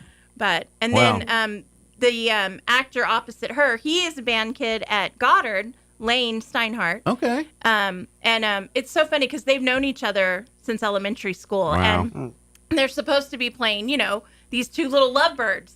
And it's been so funny. I'm like, you have to act like you like each other. You have to like hold her hand. It's okay. And Right. They finally They went through cooties together. They went through all. Will you stop touching me? All the others. They went through all that together. but they're doing amazing, and But they are. are. They're Cool. really doing great. I've known Alice since she was little. She was in one of my plays when she was like, I don't know, 4 years old or something like that. And yeah. She has really grown as an actress. She is doing a fantastic job. And Lane is really, really good too. Yeah, this And- is his first like production with RCLT, and That's cool. And they bring the emotion too, because they've got emotional They parts. really do. and- Alice does a really good job at Yeah. that, for sure. That's And cool. So proud Patty's of her. known me for a while. She Yeah. performed with my mother and father when I was a infant in my mother's stomach. Wow. She's Yeah. not that old. I know she's Oh, Y'all Mike. talk like she's 80. I'm like, Thanks, I'm Mike. just kidding. Thanks for bringing that. Yeah, up. I've known Zach. I was just kidding. I've known Zach's parents since I got involved at the theater. The first play I did was with his parents. Mm-hmm. So I and get what you're. now here I am playing opposite of him. It's kind of weird. My wife has very similar situation. She's a second grade teacher, and this is her 27th year of teaching. Oh, wow. And now she's going through what she calls her grand students. Oh, which goodness. are Yeah. the students of students, the kids of students from her, Yeah. not only she's seeing her I students taught as your dad, adults, yeah. but now she's teaching their kids. At this yeah. point, so. Wow. It makes you feel older than you really are, but yeah. Yeah, it does. It does. But that's, again, now and then. That's what it's all about. That's It's what kind of it's this all whole thing. about. So, again, come on out. Bring a date. Bring Friends, friends. yeah. Make it a. We missed the immersive dinner for this one. Yes, that was last Saturday. Last weekend. Yeah, here. and it went very well, apparently. Almost packed, right? Because Yes, we it was only had sold one out. no-show. Awesome. Sold What was out. the meal associated with the with So this play? since we're in an Irish pub, Mulligan's, We had Irish themed food. Like The corned Valley beef or kind of we had shepherd's pie. Shepherd's pie. Can't go wrong. Cabbage and that's much more safe for most people. Say corned beef and cabbage, and they give you that look. It's like Yeah. it's really good. It's good. Give it a try. But shepherd's pie, you don't get that look so much. Right. And the Valley Cafe catered for us, man, and it was really good. Anthony Noble knows what he's doing over there. Yes, so, yes. So, Yep. If you missed out and you're like, dang, how'd I miss? They do usually for every major production like this, there is an immersive dinner. It's kind of a little more underground than the like as far as advertisements, because they literally it's only available to as many tables as they can get on the stage of the theater, basically. Right. So it's Yes. very Yeah. limited. So they don't do a lot of usually promotion 20. on it because we can't accommodate a lot of people. Right. But it's an opportunity to get a little extra play. You get dinner, the cast. In character are your wait staff, and and they kind of give you more of the play.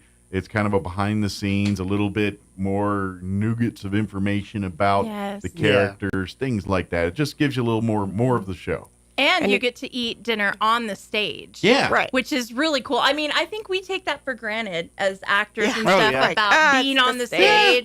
And It's a different view from up there. Right. Totally and, different. audience, they don't get that. Yeah. So it's really cool to be up there on the Well, set. and it's also too when you think that theater holds about 200 people. It's a good sized theater here. 192, 187. But just kidding, but 187. But you don't like when you hear that number, you're like, oh, that doesn't seem too bad, you know. But I'm sorry, you get up on that stage and all you see is a sea of heads. Going into the dark, you're like, wow, there's a lot of people out there. Yeah. That's another reason we have those bright lights. They don't see all those people. We don't out have there. to see all that. So it's a different We're experience. blinded. So you do get that with the immersive dinner. But what I invite you to do, again, go to the website, the RoswellTheater.com website. There you can not only get tickets for this show, but see upcoming stuff in season tickets, season tickets, all that good all stuff. That, yes. But that's also where you'll find the immersive dinners. For instance, when is it around March time frame, the next big production? Yes, the next one. And in fact, I'll do a little plug for them. They are having auditions for that play on the 14th and the 16th. Okay. I believe it's 7 o'clock. Okay. In the evening. It is. Okay. Alethea Hartwell's directing that. It's Excellent. called The Explorers Club. Yes, and you'll see information on the website there too. That's yes, absolutely. And but that they'll do an immersive dinner for that one. So I'm going to say absolutely. next month here, February time frame. Be on the lookout for that up on the website to get tickets for the immersive dinner and all that kind of stuff. Mhm. That way you don't miss. Like if It you're might like, man, even I missed already this be one. on there. It may be. She might puts look. them on there pretty quick. Be on the lookout if you're wanting to try an immersive dinner. But all I'm saying is you got to be the early bird on that. Yes, one to get in. definitely. Yeah, and they're great because I know it's $50, but you get a fantastic meal. You get wine and charcuterie and all that and stuff then also ahead of time, a little social Put thing. it this and- way: if you went and so to it's really nice. if you went to a restaurant or God forbid had it DoorDash to your house, it's 3 times that. Oh, and plus it includes a ticket to the show. Yeah, and you get tickets so you to get the to show. see the show Yes, as well. yes. Yeah, I was going to exactly. say, don't forget that. Yes. So, absolutely. I mean, you drop $50 for fast food nowadays. Exactly. Exactly. Sadly, yes. Sheesh, it's A terrible. couple pizzas. Next thing you know, you're like, man, I didn't know. Right. Hold on, I gotta hit the ATM. But yeah, come again. The Roswell Theater. Again, make sure you spell theater like live theater, theatre.com. Yes. It's also on Facebook. You can do a Google search or We do do have a a search there Facebook for Roswell page. Community Little Theater, and Yes. and that'll link you to if you click on events and things, it'll link Right. you to the website Yep. there. Yes. But come on out again now and then, this weekend and next, this tomorrow night and Saturday night at 7:30 p.m. Right. Sunday at 2:30. Then we'll do it again all next Friday, Saturday night again, 7:30 evening performances, 2:30 Sunday matinee. Yes. RoswellTheater.com is your place to get tickets, and of course like the Facebook page, because a lot of times you'll put little like rehearsal behind the scenes stuff. So you want to read Yes. some more how the cast and crew's been doing through this process. You can get those updates on the Facebook page. We actually just had a little contest because the big question, if you could go back and say, change something or tell your younger self something. And so we did a little video and we asked the cast in character, what they would say. And then put it out on our Facebook page and said, okay, if anybody, replies, answers the question, then they were entered into a drawing to win a ticket to the show. For free? And, yes, for free. Sweet. And so we had, I think, 6 or 7 people participate. And so we drew our winner at the general meeting on Tuesday. And our friend Diona, she won that free ticket. So, we try to, do fun stuff like that. Fun stuff. Be on the lookout. And so, we do little lives. So, who knows? They might be giving away another pair or two over the next week or so. You never know. I might have some other great idea. Who knows? You never know. Cowbell the musical. Coming soon, y'all. A reverse Beauty and the Beast with Cowbell. I just hear like the teaser's just a slow don't, like one little, and then it moves on. Coming soon. Don't, and that's it. Oh, Mike, you're giving her too many ideas. Slow down. My daughter's about to leave for college. I need something to do. She's going to have project. time on her hands. What's See she that, gonna or do? she's going to work on YouTube. So maybe, I don't know. Just kidding. Let me see what y'all up to. She's already got too many other ideas going in her brain. Very good. Well, thank you so much for braving the weather this morning. Stay safe. Be careful. Yes. Thank you. Getting to wherever Denise is taking y'all to breakfast at. I'm telling you, it's not in the budget. McDonald's. Although he made a lot of old people jokes. Maybe he ought to chip in for just kidding. I mean, it's funny. We should go to the IHOP. That's where Alice's character, Abby, she works at the IHOP. So. Yeah. And they offer senior discounts. So watch out, IHOP, because we'll be there Friday night after the play. We're coming to celebrate. We'll be coming after the play to celebrate at IHOP. There you go. Well, thank you guys. And thank you for having us. us. We'll see you this weekend and break a leg. Thank you. Not this morning, Friday night. Right. Figuratively. Don't bring a leg on the ice on the stage. Oh, my gosh. You'll be jinxing us. I feel so bad if I will play something. No, that's not happening. I don't want to put that in either. All right, Sam. He's stressing me out again. I just stressed myself out because I have a tendency to do those things. Trying to kill you. All I'm saying is I've talked about celebrities and they mysteriously died. That's all I'm saying. And I'm scared of it and I don't want to bring that out. Okay, Mike, talk about us winning the lottery. Lottery. Let's start with breakfast burritos. I can go for a breakfast burrito. All right. Thank you, guys. Thanks, Mike. Thank you. All right, 7:52. Let's do some news. Kim Commando and weather. Lawsuit against the New Mexico Construction Industries Division, alleging a requirement to include 36 EV charging stations in its parking lot are creating undue burdens and even roadblocks to the rec center development. The foundation says the community overwhelmingly supports the rec center. The Artesia Rec Center claims the requirement will significantly raise the cost of the new rec center development. The rec center is being built on privately owned land that will be donated to the city once the facility is complete. Further, the foundation says the 36 charging station requirement lacks consideration for local needs and practical realities. You're up to date. That's a look at local news. I'm Jared Cirillo reporting.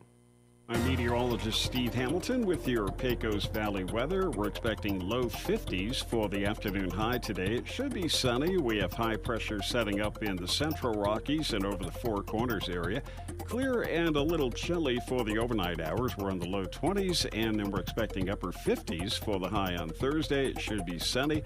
We get a boost on the daytime highs on Friday, mid 60s and sunny. I'm meteorologist Steve Hamilton, and that's your latest forecast. Hey Roswell, Happy New Year! Roswell Ford has a New Year's resolution you're gonna love. We resolved to sell more new Fords in 2025, so we're gonna make it super fun, super fast, and super easy, just for you. In fact, we'll give you the price we'd give to a friend or family member right up front. So bring us any trade in any condition. Don't even wash it, because at Roswell Ford, all trades are welcome. Making payments on your current vehicle and want out early? We can help. We'll take your trade, even if you owe thousands more than it's worth. Worried about your credit? Don't sweat it. Roswell Ford has partnered with more aggressive lenders, all with great rates and terms for good credit, no credit, and even bad credit, with rates as low as 0% APR. Plus, we have a great selection of low mileage, one-owner pre-owned vehicles, all in prime condition, starting at just $10 grand. Huge savings, exceptional trade-in values, and a better buying experience. Get on board at Roswell Ford, 821 North Main Street in beautiful Roswell, or online at roswellford.com. 0 APR for 48 months is $20.83 per thousand finance, plus tax, title, and license with approved credit. Sign up today for the 3rd annual Artesia 4-H fundraising shoot. The Freedom Shoot Red, White, and Youth is Saturday, January 18th at the Eddy County Shooting Range and features a 100-round sporting clay course. This year also includes an archery course. Gun boards, raffles, door prizes, and lunch is provided. For more information or to sign up, call 575-513-0144. Support the Artesia 4-H and sign up today for the Freedom Shoot, January 18th. Artesia General Hospital's Rehabilitation Center is here to help you recover and get back to the activities you love. Rehabilitation services include physical, occupational, and speech therapy, all led by experienced, licensed therapists. From symptom management to patient education, customized home exercise programs, and family support, Artesia General Hospital's integrated approach to rehabilitation is designed to facilitate your best possible recovery so you can get back to work, back to play, and back to life. Learn more at artesiageneral.com/rehab or by calling 575-736-8174. Hearings are continuing today. Donald Trump's pick to lead the Justice Department. Pam Bondi was testifying in the first of 2 days of confirmation hearings. In her opening statement before the Senate Judiciary Committee, Attorney General designee Bondi expresses her objectives for the Department of Justice. I will fight every day to restore confidence and integrity to the Department of Justice and each of its components. The partisanship, the weaponization will be gone. America will have one tier of justice for all. The hearing is now in recess. Also at townhall.com, negotiations between Israel and Hamas have hit a last-minute snag, delaying an announcement of a ceasefire agreement to pause the 15-month war in the Gaza Strip. Israel accusing Hamas of trying to make changes to already agreed-upon arrangements along Gaza's border with Egypt, and said it strongly rejected that move. President Biden delivers his farewell address to the nation tonight at 8 p.m. Eastern. White House correspondent Greg Clugston. As he prepares to leave office after one term, Joe Biden will not only reflect on his 4 years as president, but his 50-plus years as a public official.